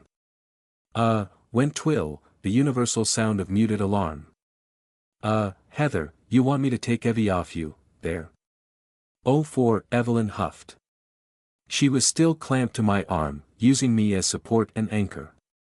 "You're joking. Heather, you're joking." "The shaman needs what the shaman needs," Zheng purred, eyes boring into me like hot coals through shivering ice. But I stood my ground. "Evie weevie puddin' and pie," Lozzie sing-songed, wrapping herself around Evelyn's opposite arm with gentle care, then peeling her off me. "Back away, away. Yeah, clear some space," Twill said, much more relaxed with Evelyn out of the way. "Zheng, you be gentle now." "No worries on that front," Rain said. "Are you people serious?" Jan asked. "Do you all do this? Just beat each other up on a whim?" Nah, Rain hissed in a stage whisper. This is a Zheng thing. And a Heather thing, maybe. But I barely heard their words. The chatter of night insects at the edge of the blazing bonfire that was Zheng. Freed from the responsibility of cradling Evelyn's shoulders, my tentacles subconsciously drifted outward, like a squid suspended in still waters at the ocean floor, half threat display, half subconscious mating ritual. I didn't even know what I was doing. My throat ached as if a bone was out of place and needed to be popped back in. My skin itched to flush itself with strobing coloration. My eyes stung and my gums ached and the tendons in my ankles creaked as if ready to turn to biosteel and launch me forward like coiled springs. Say it, shaman. I've seen it on your face all week. Fight me too. I tried to say but I just hissed at her, then blushed bright red. But you will lose, she purred. Unless you fight for real. I gurgled, then swallowed hard and forced real words up my twisting throat. It doesn't matter. I don't care. Fight me and win then, quickly. As you will it, little bird, Zheng purred, grinning like a great white shark. I was not actually conscious or aware of the moment I threw myself at Zheng. Memory struggles to encode itself on moments of such high stress, such relief and release, such physical overload. Rain later testified that I bounced off the ground with my tentacles, like an octopus pouncing on a crab, though Twill added I did land and stumble as if I'd fallen off a pogo stick, not exactly the picture of abyssal grace and beauty. Lozzie assured me that I was very cool and very wriggly. Evelyn just sighed and shrugged when I asked her, not one for all this performative violence and play fighting. The next thing I knew, I slammed into Zheng.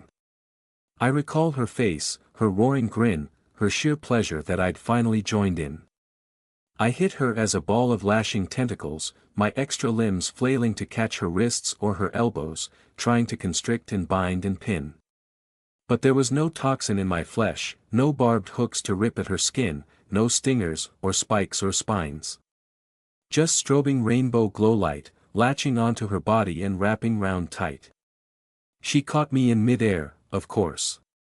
I offered absolutely no challenge to her speed or her strength, not without brain math or delving deep into the pits of abyssal biology. Zheng caught me by the shoulder and chest. She made a good effort to cushion my wild leap, but it still knocked the wind out of me. My attempts to wrestle her arms with my tentacles were equally fruitless. She caught me like a rugby ball, swung me through the air so hard my head spun, and slammed me to the ground. Well, for a given value of slammed. It felt like a slam, at my size and general fragility. For Zheng, I'm sure it was very gentle. She even cradled my head.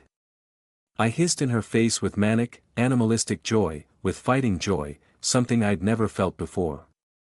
I flailed my feet against her hips as she pinned me to the grass. I wrapped my tentacles around her arms and shoulders, half constricting attack, half romantic embrace.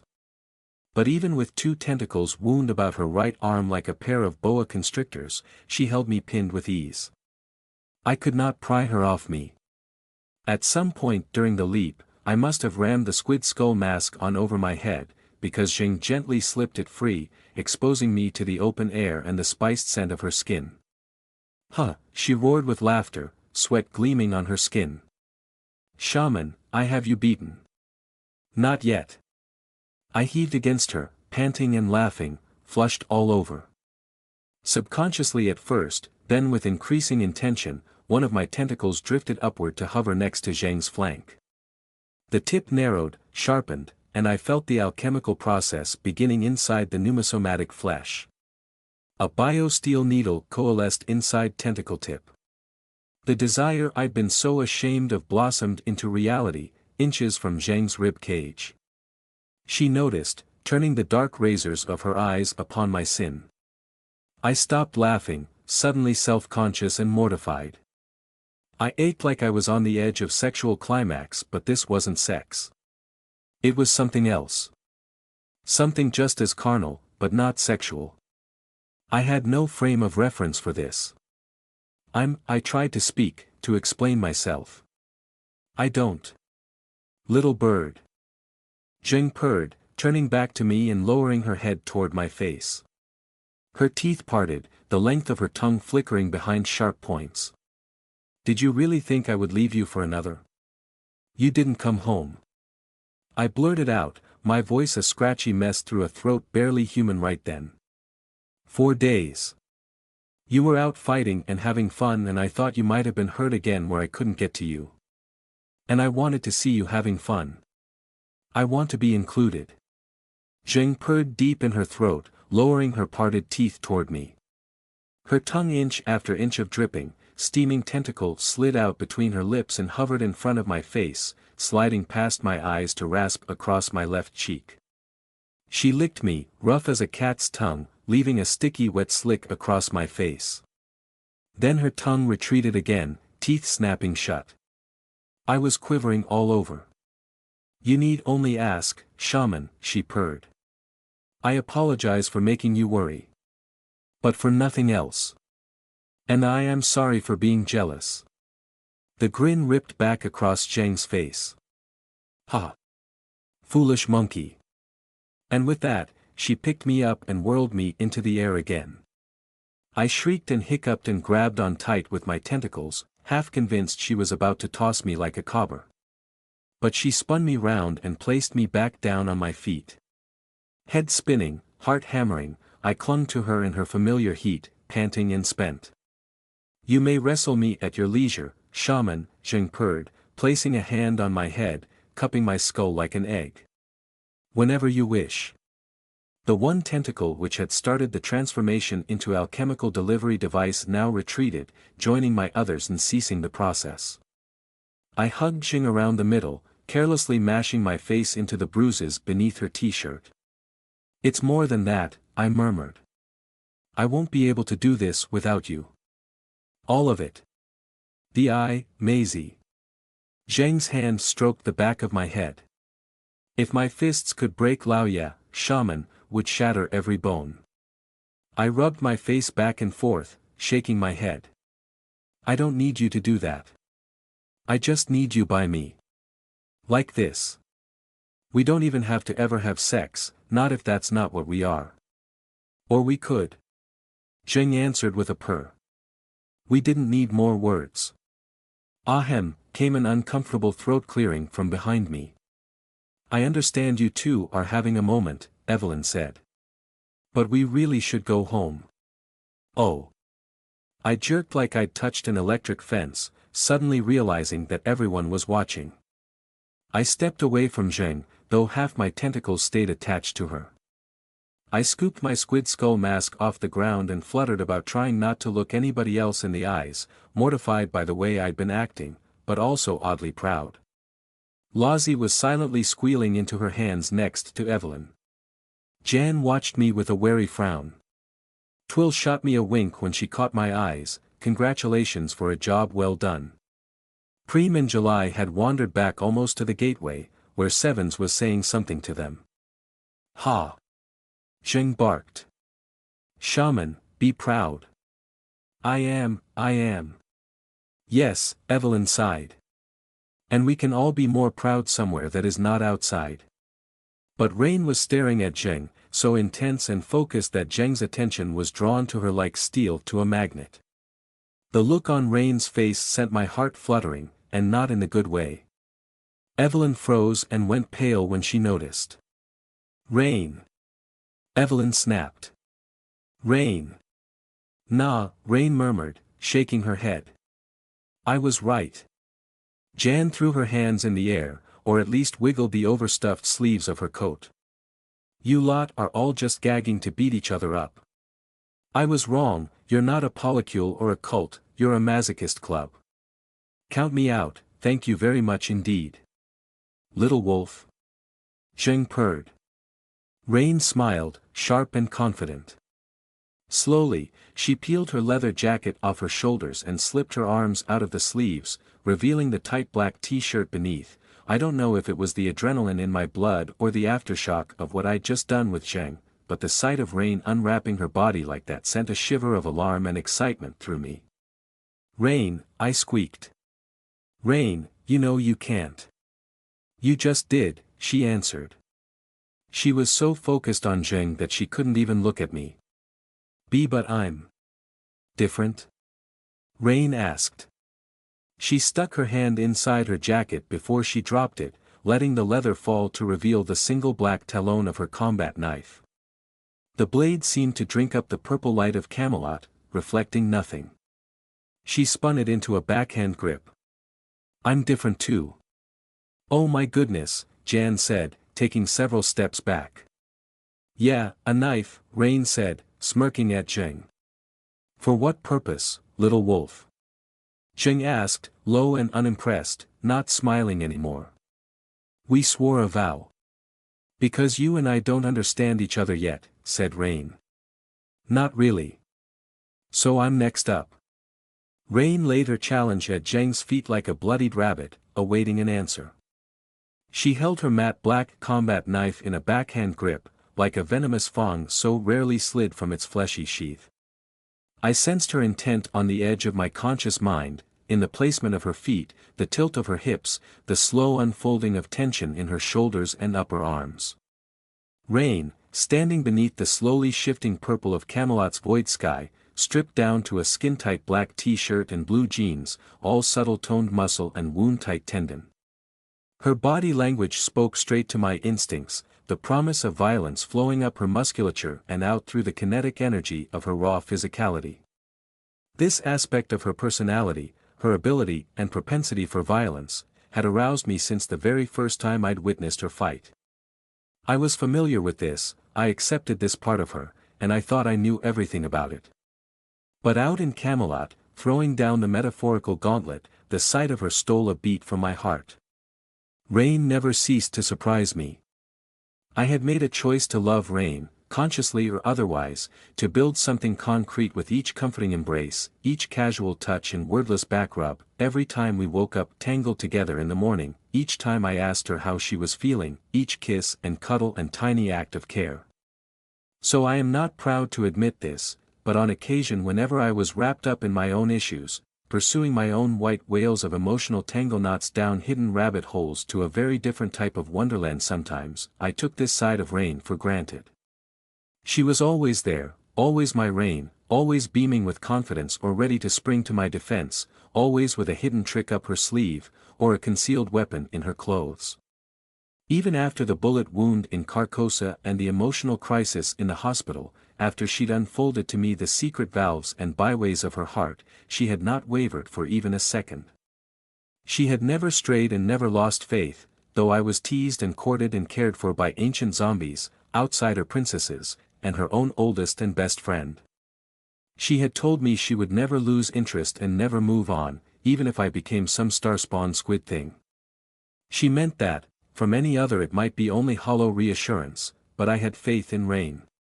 Perhaps taking her for granted was a form of self-harm, an incoherent complaint from the part of me that still didn't believe I deserved her. Why did she stay, when she had no reason except me? She was only human, compared with all those others compared with me. So sometimes I forgot what she was.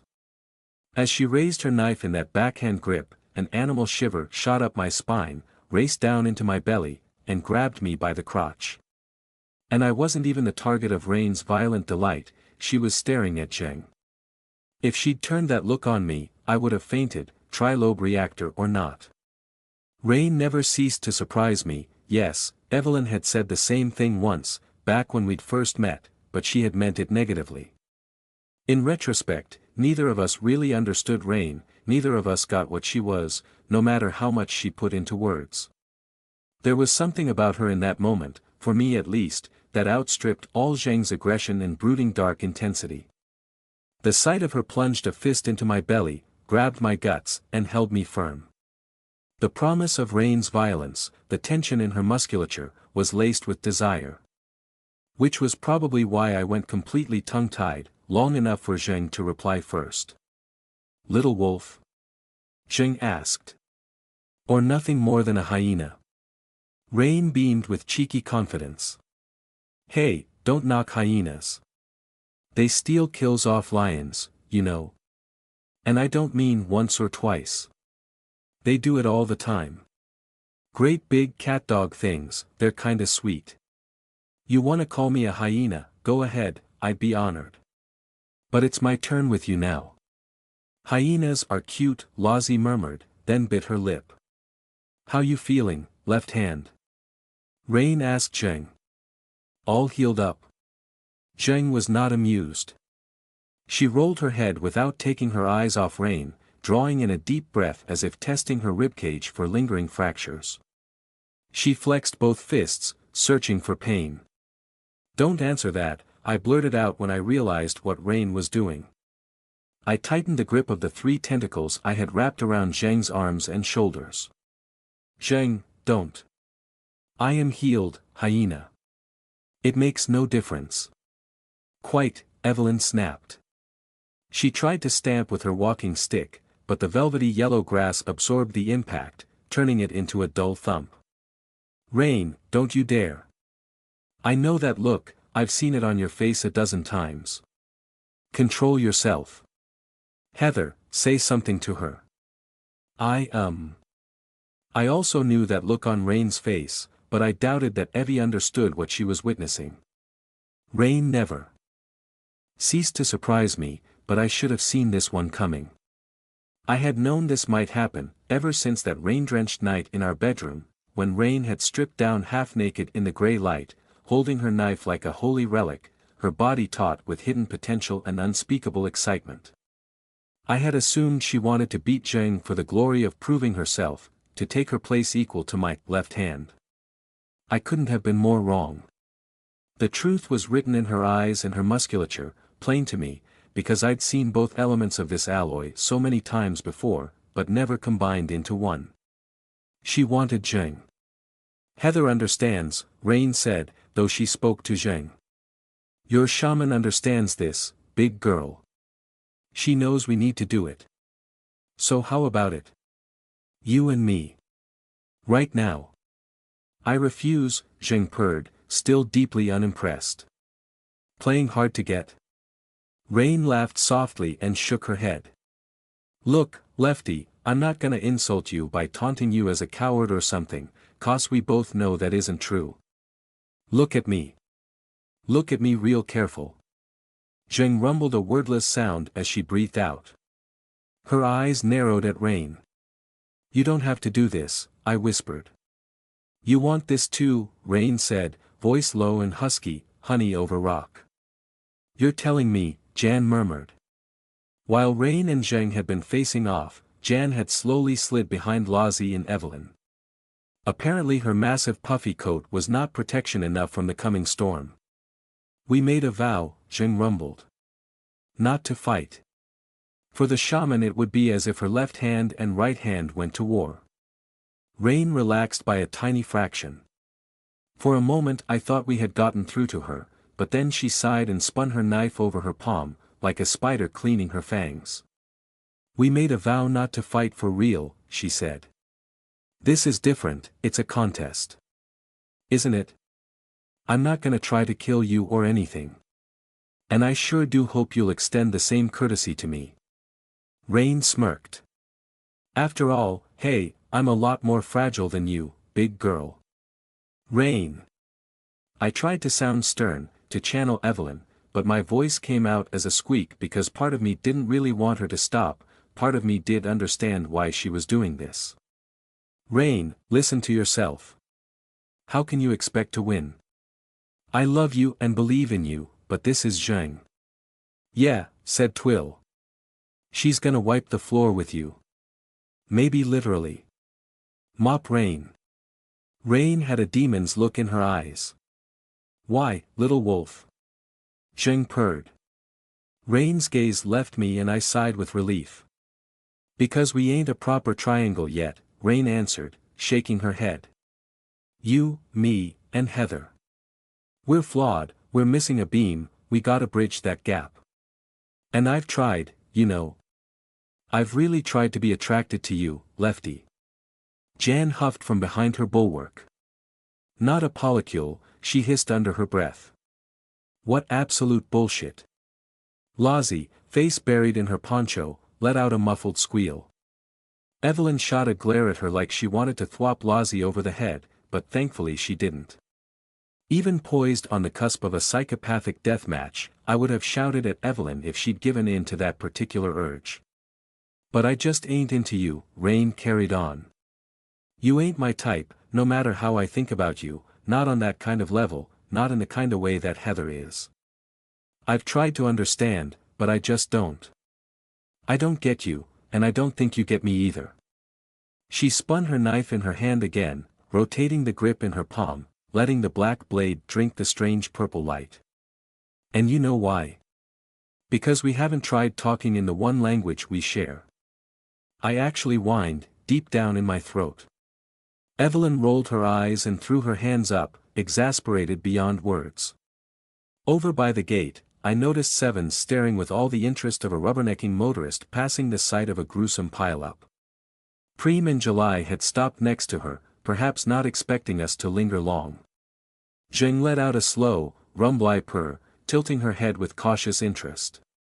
We are a right hand and a left hand. We need not join. Rain laughed without humor. Need ain't the same as want. Why now? Why not now? Rain spread her arms, knife flashing out at the end of one hand. We might never get another chance, you and I. Once we get that book, once we go where we're going, maybe there won't be an after. Maybe this time nobody comes back from Wonderland. Zheng bared her teeth in a silent snarl. The shaman will. I asked Heather to marry me. Did she tell you that? Rain. I squealed. What? Lozzie exploded about 2 feet off the ground, flapping her hands. Holy shit, said Twill. Figures. Jan just started laughing. Evelyn shook her head. Zheng grunted. Monkey fictions do not interest me. You and the shaman are already joined, as are she and I. Rain shrugged.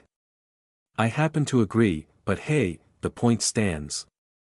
We might not come back, we might not make it. We might not ever have another chance.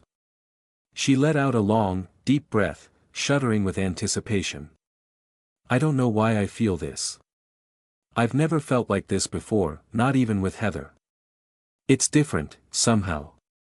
There was a shade of it with Amy Stack, but only a shade, and hey, she's married and has a kid, and she's straight, too. Pity. Plus she wasn't on my side.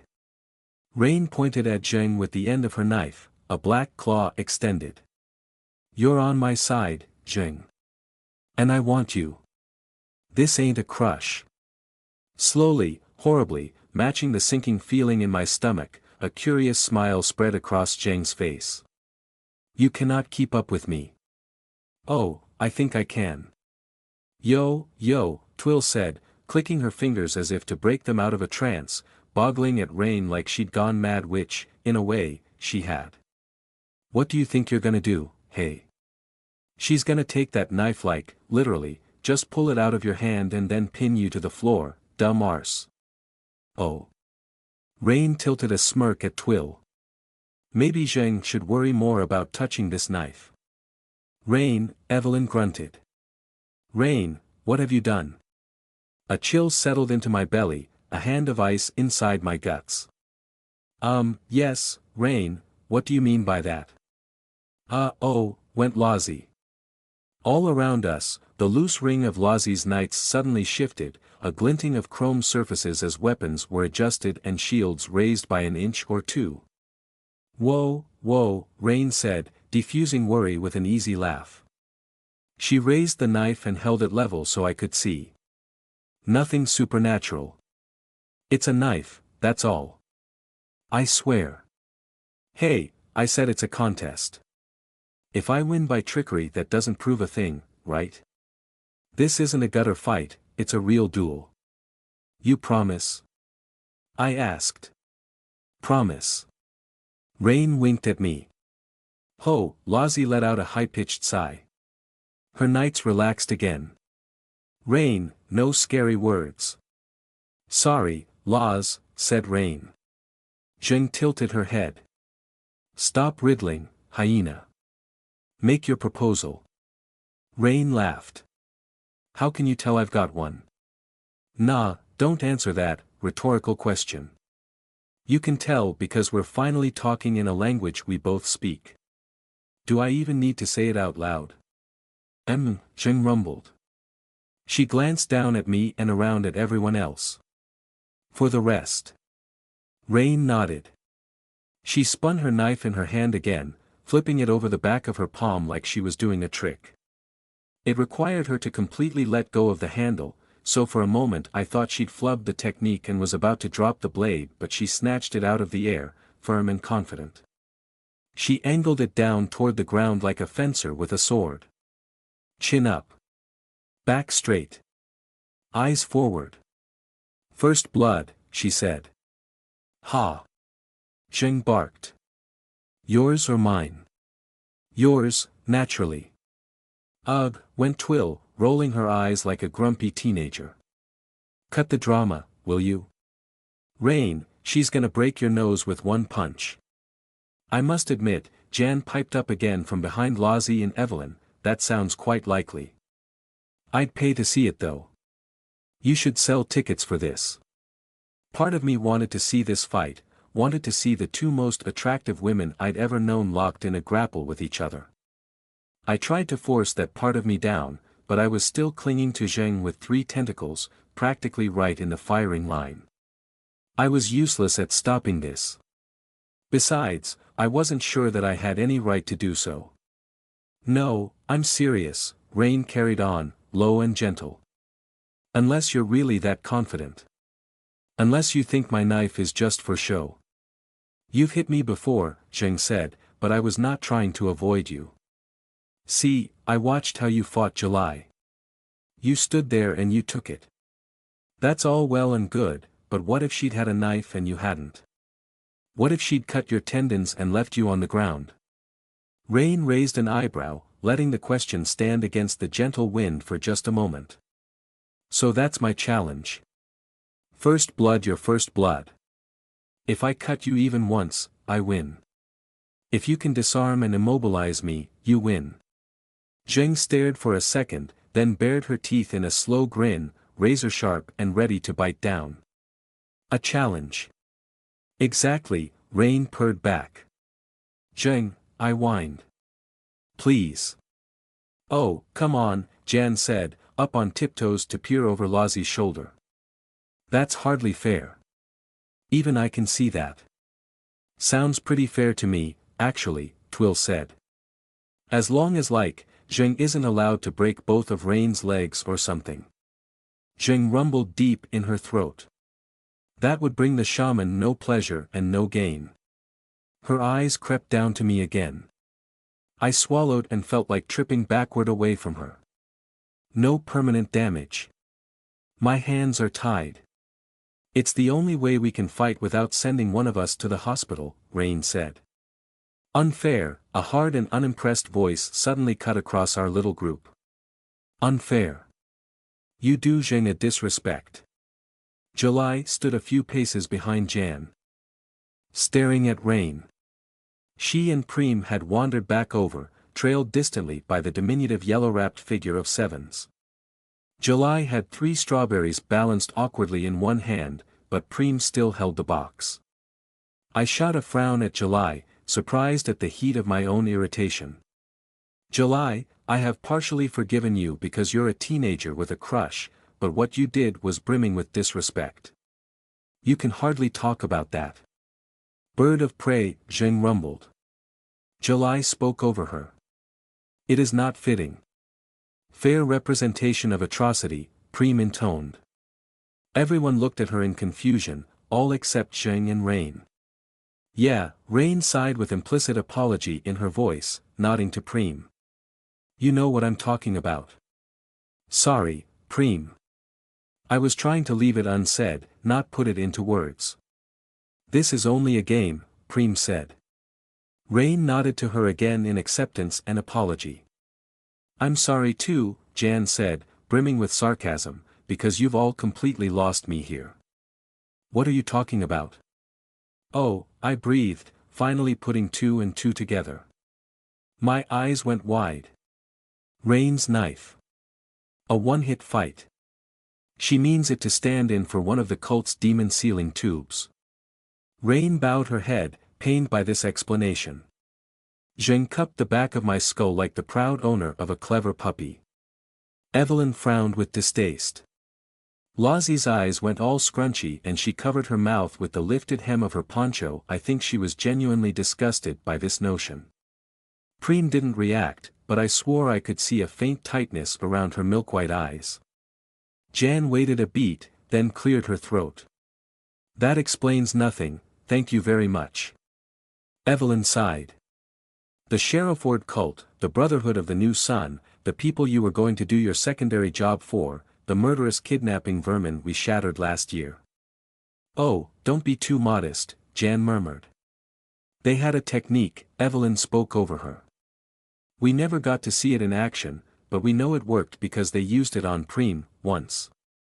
They pulled her out of her body and trapped her soul, for want of a better word, in a glass jar. Jan's sharp mockery drained away, along with the color in her face. She took off her dark shades and stared at Evelyn with her naked, gem-blue eyes. No, I'm not exaggerating, Evelyn went on. They achieved it by means of a small cylinder device, quite a bit smaller than Rain's knife, actually. But the principle is sound, if vile. Apparently Zheng was threatened with it, once, according to Heather. Yes, I said, trying to talk past the lump in my throat. Well, yes, Alexander did. Before, well, you know. Vile is right, Jan breathed. None of the, survivors mentioned this to me.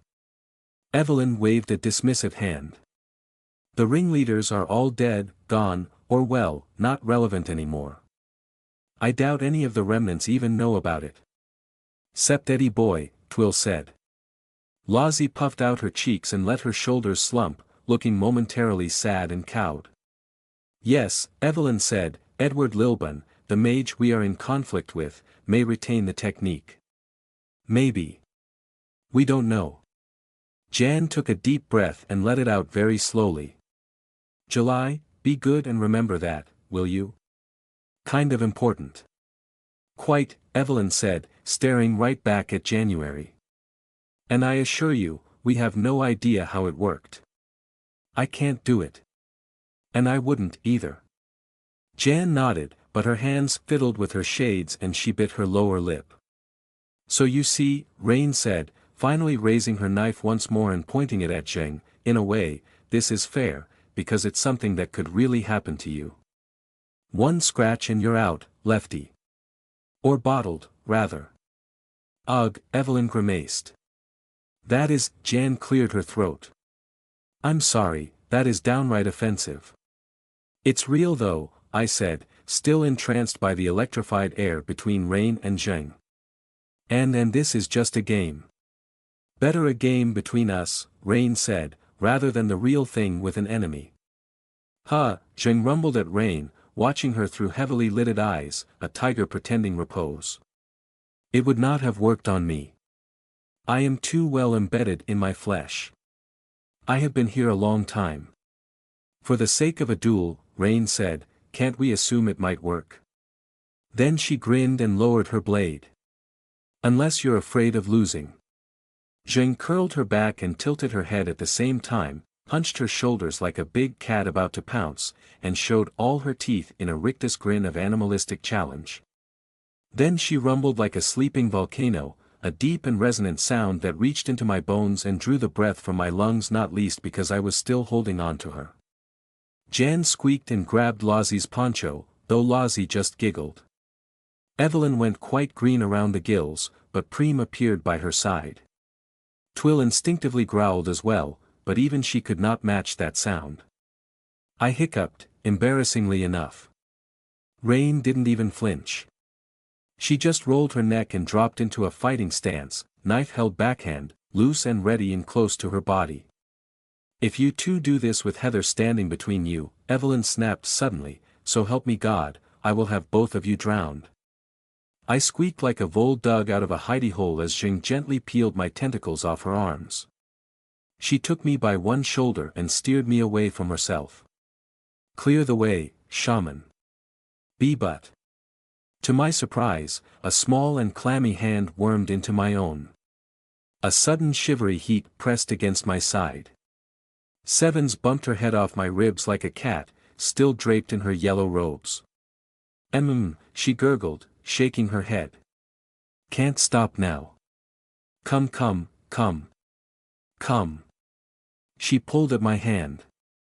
I wrapped a tentacle around her shoulders and dug my feet in. Little blood goblin Sevens did not tell me what to do, instinct was very clear on that despite how I felt a little guilty. Rain, I said, voice all a quiver, one last confused attempt to explain to myself why they shouldn't do this. Rain, you said you wouldn't, you made a vow, and she's going to beat you. And you don't need to do this, you don't have anything to prove. You don't have to prove anything to me. To my surprise and shock, Rain looked at me with a frown. It was the first time I'd ever seen her unimpressed with me. Heather, she breathed my name with open affection, the affection of, I love you, but shut up. Heather, this isn't about you. I blinked at her. Oh. It's about me and Zheng. And if you really don't want me to do it, if you really don't want us to fight. Rain trailed off. Zheng rumbled low in her chest. Sevens gurgled like a malfunctioning radiator, tugging on my hand. Subconsciously, I wrapped a tentacle around her arm, then felt her gently bite the pale, pneumosomatic flesh, though without breaking the skin. I nodded along with Rain, half of me praying for this final hope of de-escalation, the other half vibrating with anticipation. Then I'm sorry, Rain carried on, drawing herself up and staring me down. Because I'm doing it anyway. What? My responsibility, my choice. I won't let you shoulder the guilt of stopping me. It's all mine. And hey. She grinned, beaming wide and confident, just like usual, all for me. It's not like I'm gonna get hurt. Ha. Zheng barked. Well, Rain added, not too badly. Don't you dare. I pleaded with Zheng. Don't you? Evelyn cleared her throat and tapped her walking stick against her own prosthetic leg, making a rat-a-tat-tat sound. If we have to make a hospital trip because you two are horny for each other and can't talk about it like adults, then I will personally see to it that you eat nothing but oats for 3 weeks. Do I make myself clear? No punctures, Zheng purred. No bleeding. No broken bones. And no concussions. I added. Rain is fragile, she's not like you. Zheng, you be gentle, please. Please. Zheng looked down at me, dark and brooding, but deeply amused. I cradled you, shaman. I will do the same with our hyena. Then she reared back up to her full height and bared all her teeth to Rain. But even with these fetters on my limbs, I will still have you. Says you, Rain purred back. Are we actually letting this crazy shit go ahead? Twill asked, arms wide. She gestured at Lozzie. Hey, Loz, make the booper go boop again. Make them stop. Rain's gonna get hurt, seriously. Lozzie bit her bottom lip and did a full body wiggle, like a worm, from feet to head, ending by turning her eyes to me. Heathy. My breath caught in my throat. I mean if there's rules, it's more like a wrestling match. I think. Look at you lot, Jan said with a tut. She bustled out from behind Lozzie like an ambulatory marshmallow and tried to put her hands on her hips, which was a little difficult still wrapped in the confines of her giant coat. Lozzie mirrored her pose for effect, hands on hips, which threw off Jan's poise for a moment as she flustered. Ahem. I mean, I don't even know you people very well, but I can tell these two have been chomping at the bit for this. Let them get it out of their systems, yes. Is there any rational reason why not? Do you not trust Jing to withhold her full strength? I trust her, Rain said, speaking directly to Zheng. I trust her completely. Hyena. Zheng nodded to Rain. They already fought. Twill yelled. I thought that was getting it out of their systems. Yeah, while I was recovering from a bullet wound, Rain said. Video games were all well and good. But now. Rain planted her right foot, twisted her hips, and lifted her left knee into the air. Slowly, like a ballerina on the stage, showing off to everybody present, she extended her leg out sideways, rotating at the waist. Yes, very impressive, Jan sighed. Evelyn nodded in exasperated agreement. Bullet. Wound. You know what, don't bother explaining that. Look, I'm with Grumpy here, she gestured at Evelyn. This has been a mite bit stressful coming out here, so either fight and get it over with, or come back indoors indoors, what am I saying? Come back indoors where you can flex at each other in peace. Evelyn balanced her walking stick with her elbow, so she could slow clap, though only twice. Well said. I'm glad you and I agree on some matters, said Jan. Ah shit, Twill said. Alright. Okay. We're all down with watching Rain get her arse beat. If you don't want to watch, then don't, Evelyn grumbled. You're kidding. Twill said. I wouldn't miss this one. Shit, my money's on the zombie. No offense, Rain. None taken. We are not making wagers, I squeaked. Absolutely not. Tenor on Zheng, Jan announced. Count me in. Who's banker? Twill asked. Evelyn sighed. Me, I suppose. We are not betting on them. I repeated, outraged, curling my tentacles around my torso like I was crossing my arms. I only realized I was making the gesture after I'd completed it and added a frown. Sevens pulled me by the arm, dragging me clear of the imaginary ring of combat as the others backed away too. That's perverse. Hey, it's all a game, right? Twill asked. Gauk, Sevens rasped. 10 on Jing too. You don't even have any money. I squeaked at her. She ducked her head, shying away from me, so I wrapped a tentacle tighter around her shoulders in exasperated apology. I'm sorry, I can't believe this. Tenny and Whistle are back indoors, at least, yes. Sevens nodded. Inside, yeah. Money. I'll spot her the 10, Jan said. Why not? This day can't possibly get any more stupid. Don't jinx us, please, Evelyn huffed. And you do all realize this doesn't work if nobody bets on Rain, yes? And matches all your wagers. I'm certainly not paying out, only keeping track. Somebody has to believe in Rain, yes? Her eyes found me as we drew to a halt in a little cluster, much closer to Zhang and Rain than we had been to the previous fight. Heather. I can't. Twill grinned.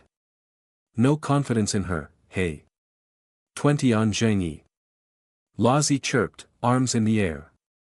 Am I doing the countdown again? We shouldn't need a count, Rain called back. First blood from Zheng, and that's her loss. If I lose my knife and I'm pinned, my loss. Okie dokie deuce. I have confidence in both of them. I snapped at Twill. I love both of them. I can't pick a favorite, that's the point. 50 pence, on Zheng, Preem intoned. I boggled at her. You too. Preem met my eyes and bowed her head. An apology. Are we ready? Lazi called out, flapping the sides of her poncho up and down like the wings of a flying squirrel. Ready. A satisfied, animal grin ripped across Zheng's face as she stared back at Rain.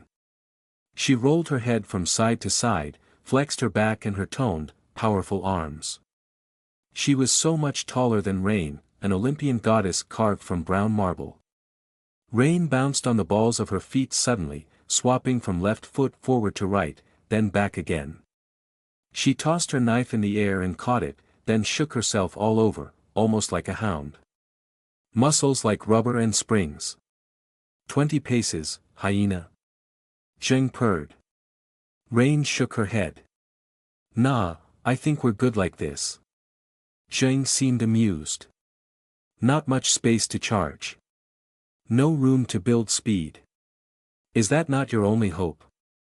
Back here in the spectator's box, Twill imitated Rain's bouncing footwork, consciously or otherwise.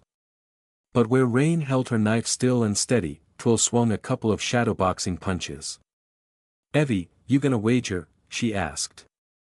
Thought you loved that kinda thing. Evelyn snorted. I'd outwager all of you. On Rain. 200 pounds on Rain, said July. I looked over my shoulder toward the back of our little group, and found July staring her owl-like stare, directed at Rain. I wouldn't have recognized that look an hour ago, not past whatever demon host mannerisms made her so deeply and unsettlingly intense. It was like standing near a Komodo dragon. But by now I saw it plain. Admiration, adoration, ardor. Everyone else glanced at her too, with varying degrees of surprise. Even Rain shot her a finger gun and a wink. What happened to the crush on Zheng, hey? Twill asked with a laugh. July's being bitter, Jan stage whispered. Ah, no. Lozzie said. Don't let it turn sour. Sevens was practically vibrating against my side, barely able to contain her fangirl energy at all this talk of crushes and bitter rejection. Don't you develop a crush on Rain as well, I said to July. She finally turned her gaze away from Rain and met my eyes, hard enough to make me flinch. I admire her purity of self-belief. It is beautiful. It is, yes, I admitted with a sigh. Sometimes I worry about her getting hurt, though. July nodded. I understand. I feel the same way about January. Hey. Jan spluttered. Purity of self-belief. Me. TCH. She settled her coat around her shoulders, which was a bit like a ferret burrowing into a bucket full of cotton wool. Don't you go all soppy on me, Jewel. July returned her attention to the impending fight, but for one moment I noticed her linger on Jan's back with undeniable affection. Perhaps I had misjudged her. Maybe I'd been too harsh, even after her defeat. Quiet in the stands, please.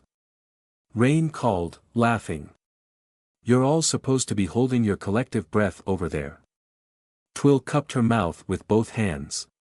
Get on with it. Yes, I tooted under my breath. Get on with it.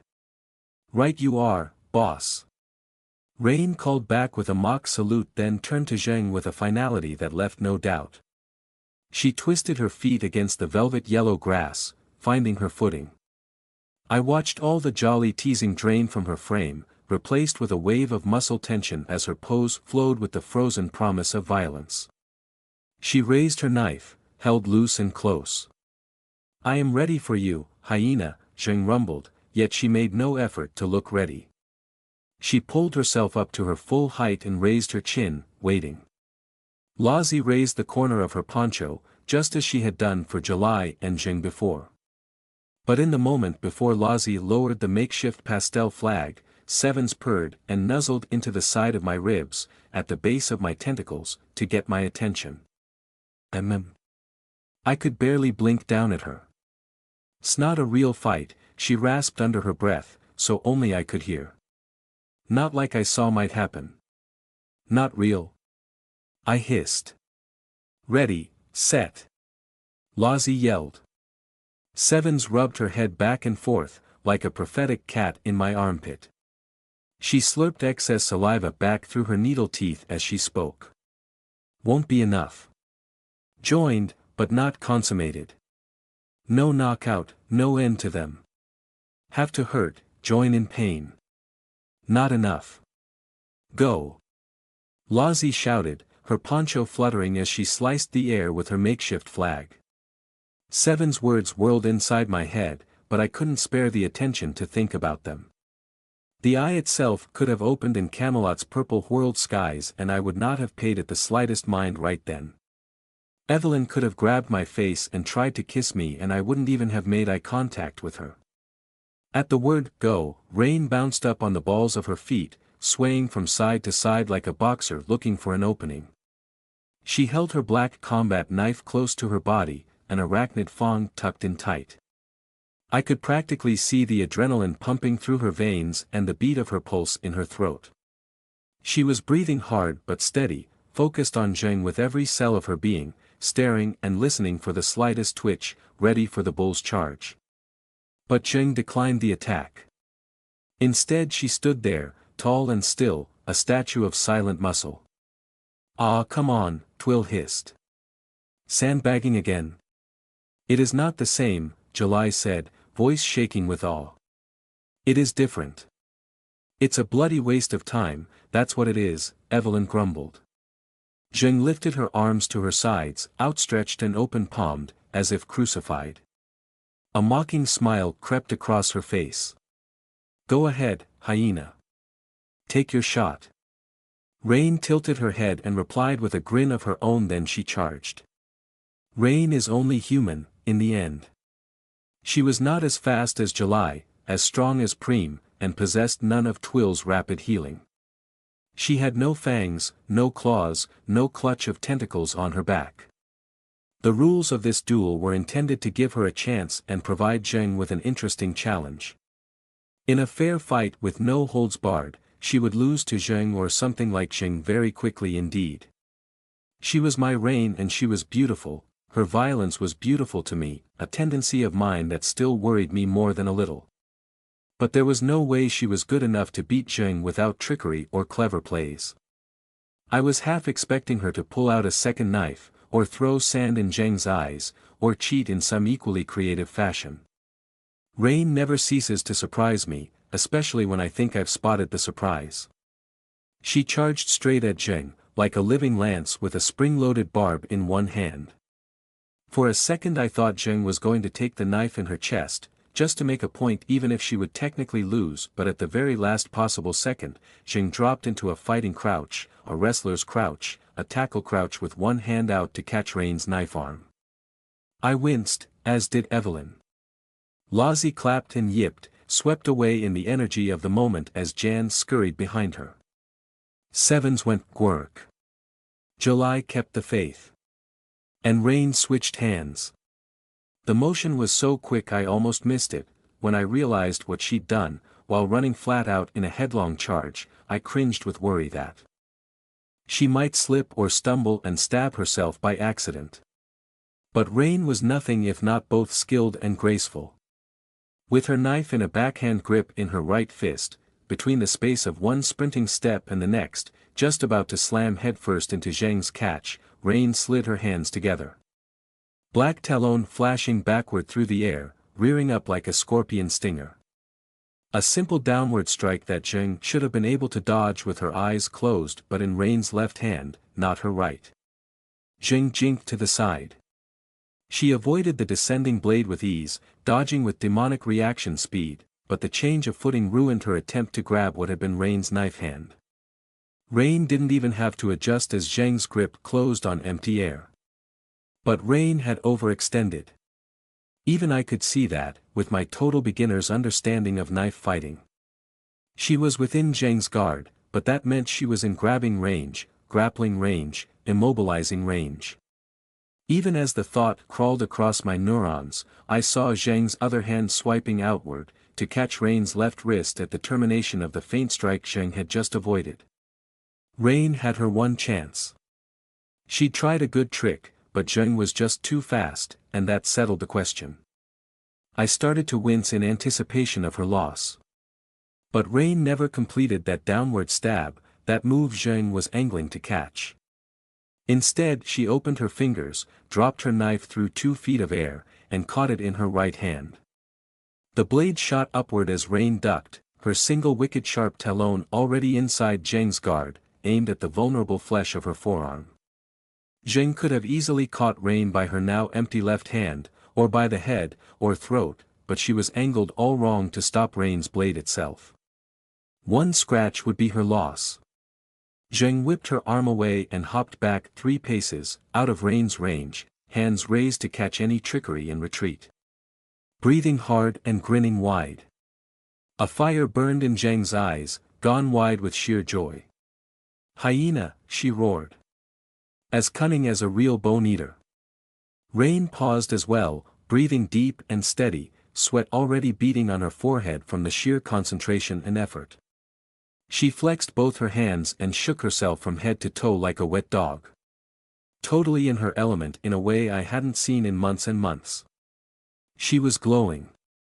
She was made for this. Self-made, perhaps. I fell in love with her all over again. The whole exchange had lasted only a couple of seconds, so quick and skilled that we could only unravel the details in retrospect, still reeling in the moment, unable to believe our eyes. Twill grabbed her own head in amazement. "Holy shit. That's our Rain," Evelyn said. "Scary scary," said Lozzie. Rain raised her knife and pointed it at Zheng. "You're not trying," she said, and I realized I'd never heard that tone from her before, frustrated anger, even through her grin. "Make me work. It's real, or it doesn't happen at all, Zheng. Make me work for it, or there is no triangle, there can't be any you and I otherwise." Zheng's joyous grin froze. She opened her mouth to reply, showing a maw of shark's teeth. But Rain didn't need her answer in words. She picked up her feet and darted at Zheng like a hurled javelin. I cried out in dismay when Rain tried the same trick a second time. Her hands slipped across each other, knife going from right to left, black talons switching sides in the second before she hit Zheng. Zheng saw the same trick too. We all did. She threw her weight toward Rain's left hand, ready to catch her wrist and end this farce. But the knife came up in Rain's right backhand.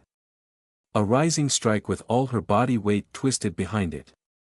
She had only mimed the switch. Zheng had to rock backward and throw herself out of the path of Rain's hidden surprise, roaring with sheer delight at the misdirection. Rain bounced upward like a spider from a trapdoor, her single black fang almost making contact with Zheng's chin, less than an inch of Camelot sky visible between knife point and red chocolate skin. I caught a glimpse of Rain's eyes, brimming with pleasure and purpose. This time Rain and Zheng stayed locked at point-blank range for maybe 20 to 30 seconds, trading missed blow and counterdodge. Rain's knife was always one step ahead of where Zheng expected it to be, never using the same trick twice, never backing down or yielding the initiative, never allowing Zheng a single opening to exploit because any opening was a trap, baited with an overbalance or overextension, the blade point always ready to punish.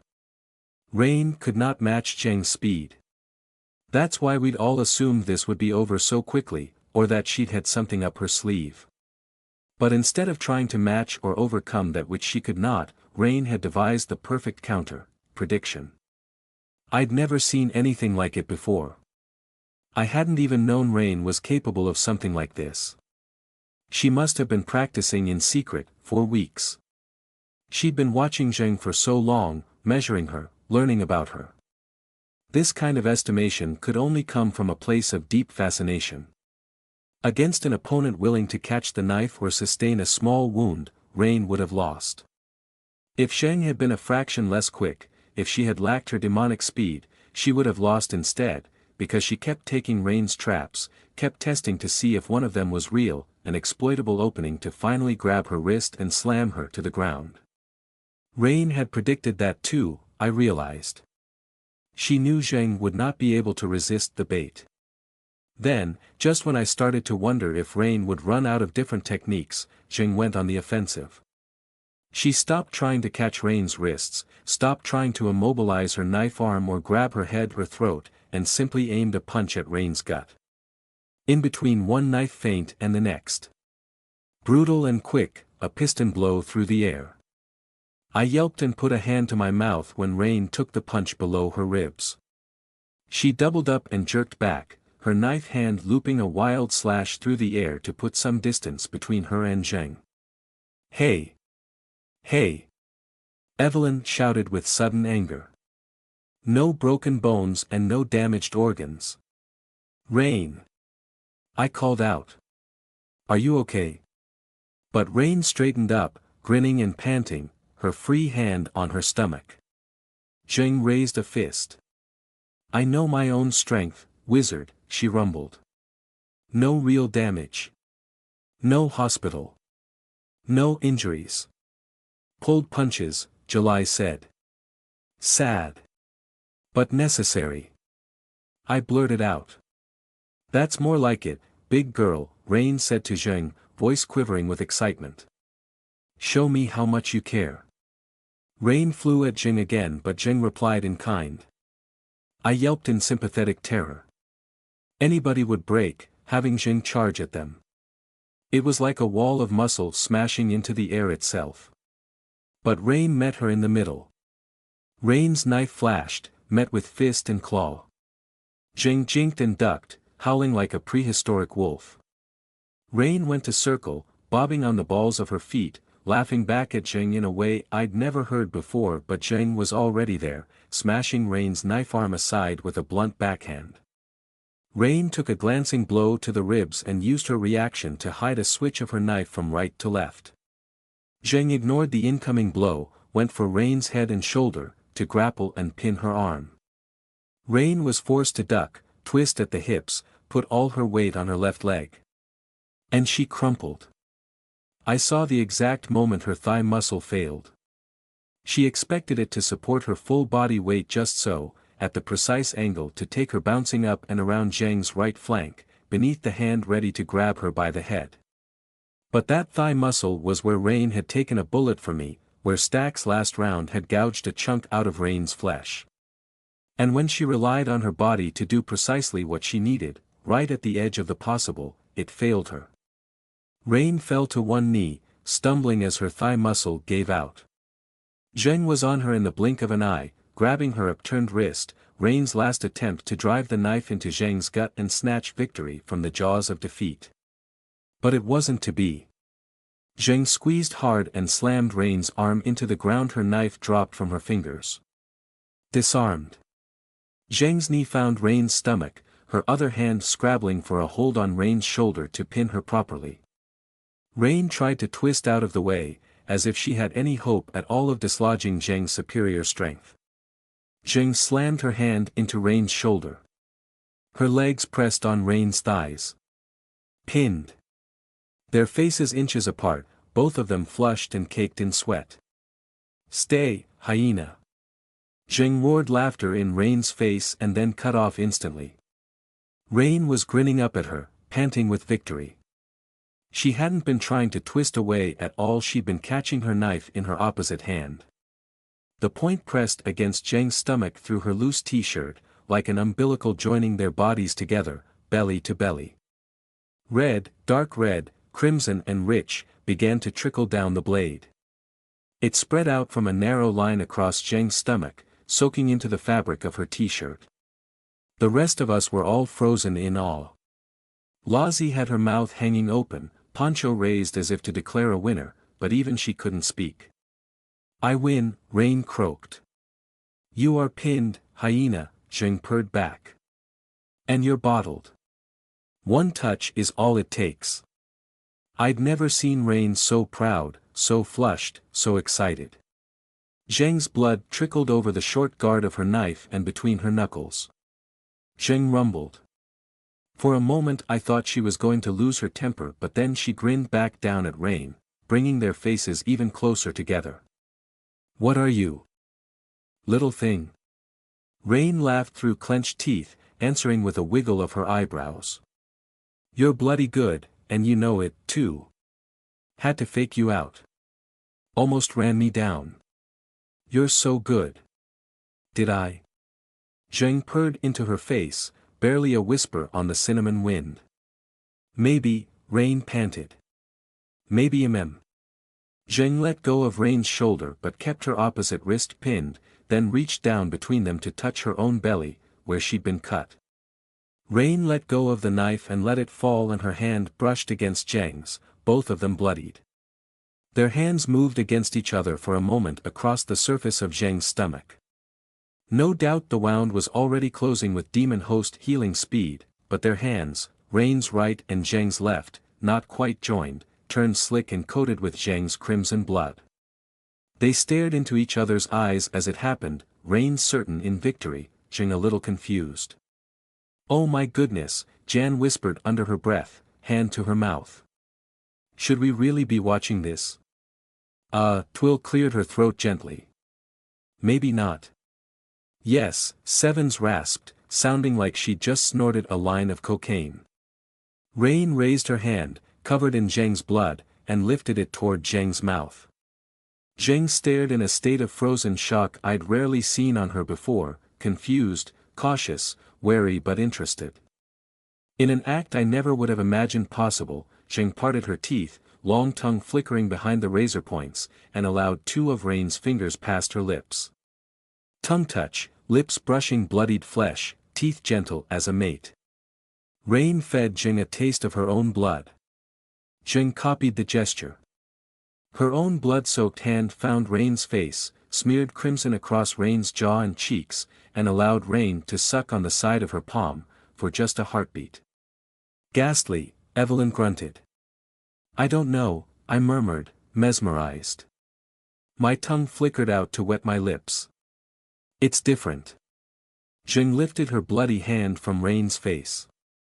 Rain slipped her fingers out of Zheng's mouth and wiped them on her own t-shirt.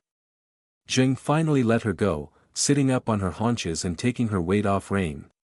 The spell between them did not quite break, though the intensity thinned as Zheng stood up and offered Rain a hand.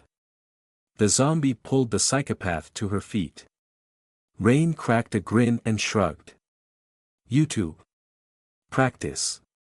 Probably wouldn't work the same on anybody except Zheng." Preem began a polite round of applause. Jan blew out a long breath, shaking her head and turning away. Sevens gurgled against my side, eyes wide as saucers, practically vibrating. "That was," Evelyn said, "without a doubt, one of the weirdest things I've ever seen you do, Rain. And I've seen you do a lot." Rain shot her a wink, bending over to pick up her knife from the floor, wandering to where her fallen jacket lay so she could put the knife safely away. Then she caught my eye, beaming with pride through her bloody half-mask. I could see crimson on her lips. "Hey Heather, I think we're finally poly for real, yeah." "Was that," I tried to form words. "Was that sex?" "No," Zheng rumbled. "It was more. Kinda." Rain shrugged. "You mind?" I shook my head, feeling more than a little numb. Their fight kept replaying in my head. Part of me wanted to run over to both of them and jump into their combined arms, but they were both smeared with blood. My good girl habits and upbringing told me that would make such a terrible mess. "I do hope that's safe," I trailed off. "All the fluids." "Ha!" Twill snorted. "No blood-borne plague can live in me, shaman," Zheng rumbled. "The hyena is safe. I would not have shared, otherwise." Rain licked her lips with a thoughtful look. "But who won?" July asked. She sounded a little put out. "Everybody wins." Lozzie finally cheered, throwing her hands into the air. "Zhengyi, you did it. You did the thing. The thing with the blood pact." Zheng stared at her own blood-soaked hand, then at Rain's face. "A pact. I was not thinking of that." Yes, Jan sighed. "Your incredibly weird polycule of literal blood-drinking sex fights, that's one thing, but the wager was the other." She wormed a free hand out from inside her coat, wearing it like a cloak now, and rubbed her thumb and forefinger together. "Who wins? Does it matter?" Rain asked, laughing. "Sort of," Jan tooted. "Thought I was going to get a payout." "Stop bellyaching," Evelyn sighed. "Can we go home now, please? Are we done here? Unless you two need to stay out here to rot in the grass or something." I blushed like crazy at that. Rain laughed. Zheng lifted her shirt to examine her stomach, the wound already closed, a 4-inch slash low on her belly, across old tattoos and red chocolate skin. Shower time, Preem announced. Yeah, shower time, Rain agreed. No arguments there. You as well, Preem said to Zheng. Zheng grunted. She looked Rain up and down. Rain winked back at her. It was like a spark passing between them. Slowly, as if picking up the pieces after the world's most violent lunchtime picnic, we made our way back over to the gate, toward the waiting warmth and light and normality of Sherrowford and home. Lozzie bounced between her knights, hugging several of them goodbye for now. I gave a somewhat shell-shocked wave to the forest knight, who was standing distant from us with a clutch of his fellows. He nodded back and I promised myself I would come see him properly sometime soon. But as we wandered home, with Rain and Zheng walking beside each other, with Sevens hanging off my arm, and Evelyn casting a curious frown at the way I looked so numb, I wondered if anything could ever be normal again. That was bonkers, Twill was saying. Look, I do some crazy shit, but you two were off the hook. You want to go as well, Langren? Zheng purred. Twill put her hands up. No thank you. No thanks. I'm good. Just fine, thanks. I can't believe we spent so long on all this nonsense, Evelyn grumbled. Lozzie skipped past her, toward the gate, poncho fluttering as she hugged the caterpillar again, like trying to embrace a barn. Well, Jan sighed. Sometimes you have to spend energy and effort on maintaining and strengthening relationships. You can't get anywhere alone, after all. She glanced at July, but July was watching Rain and Zheng with fascination, barely able to concentrate as she stopped by the carapace bench to pick up the guitar case which contained the magic sword. Oh well, Jan said. What about lunch? I'd kill for some lunch. This has left me all shaky. You ate all that chicken. Twill said. You ate some of it, which means I'm hungry, Jan tooted, holding her head high as she waddled along in her massive coat. Despite my reeling mind, I decided that Jan was correct. We still had so many things to do, Edward still had our book, the cult was still at large, I hadn't even begun to talk with Jan about making a body for Maisie, and I had little hope of finding the courage to confront Evelyn about her feelings any time soon. But Zheng and Rain had finally bridged the other angle of our triangle, without my help. I felt stronger than ever. As we approached the gateway, Twill suddenly jumped in surprise. She rummaged in her hoodie and pulled out her mobile phone, then laughed and shook her head, blinking at the screen. The phone was vibrating in her hand. Signals actually get through the gate? Rain said. Weird, huh? It's my mum. Twill tooted. Told her we were gonna be, like, you know, beyond contact. Weird is right. Oh, that is very bizarre, Jan said. I do not like that one bit. No, no, no. I wouldn't answer it here, Evelyn said. But not for any magical reasons. Might get weird interference out here. Right, ho, Twill sighed. She stepped through the gate first, pausing to pat the caterpillar on the flank as she did. Good lad, cheers for your help. The rest of us shuffled through after her, leaving Camelot and Knights and Purple Whirls behind. Rain caught my hand before I went, then leaned in to kiss my cheek, leaving a smear of Zheng's blood on me. Our Rain. I squeaked, moving to wipe my face. But then I caught the look in Zheng's eyes. The shaman is in the pact too, she purred. I blushed hard, alongside my lovers, and then went home. But on the other side of the gate, back in the oddly narrow confines of Evelyn's magical workshop, everyone had drawn to an awkward halt. Twill was holding her phone to her ear, frowning like she'd been confronted with a dead rat on her bed. What do you mean, delirious? She said into the phone. The rest of us all shared a glance at the edge in her voice as she stepped away from the gate. Delirious, what does that mean? Mum, slow down, what? Twill paused, listening to her mother's voice on the other end of the phone. Evelyn had gone very still and silent, listening carefully. Rain shrugged. Preem marched past us all, heading for the kitchen. What's happening? Jan whispered. No idea, I muttered. Sorry. No, Twill suddenly exploded at the phone again. Mum, she doesn't know where we live.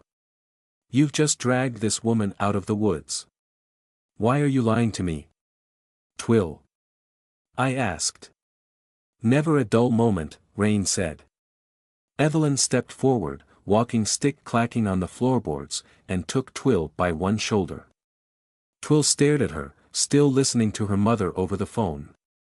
Twill, it's me, Evelyn said. Share. Twill rolled her eyes and said, just a sec, into the phone, then covered the speaker with one hand.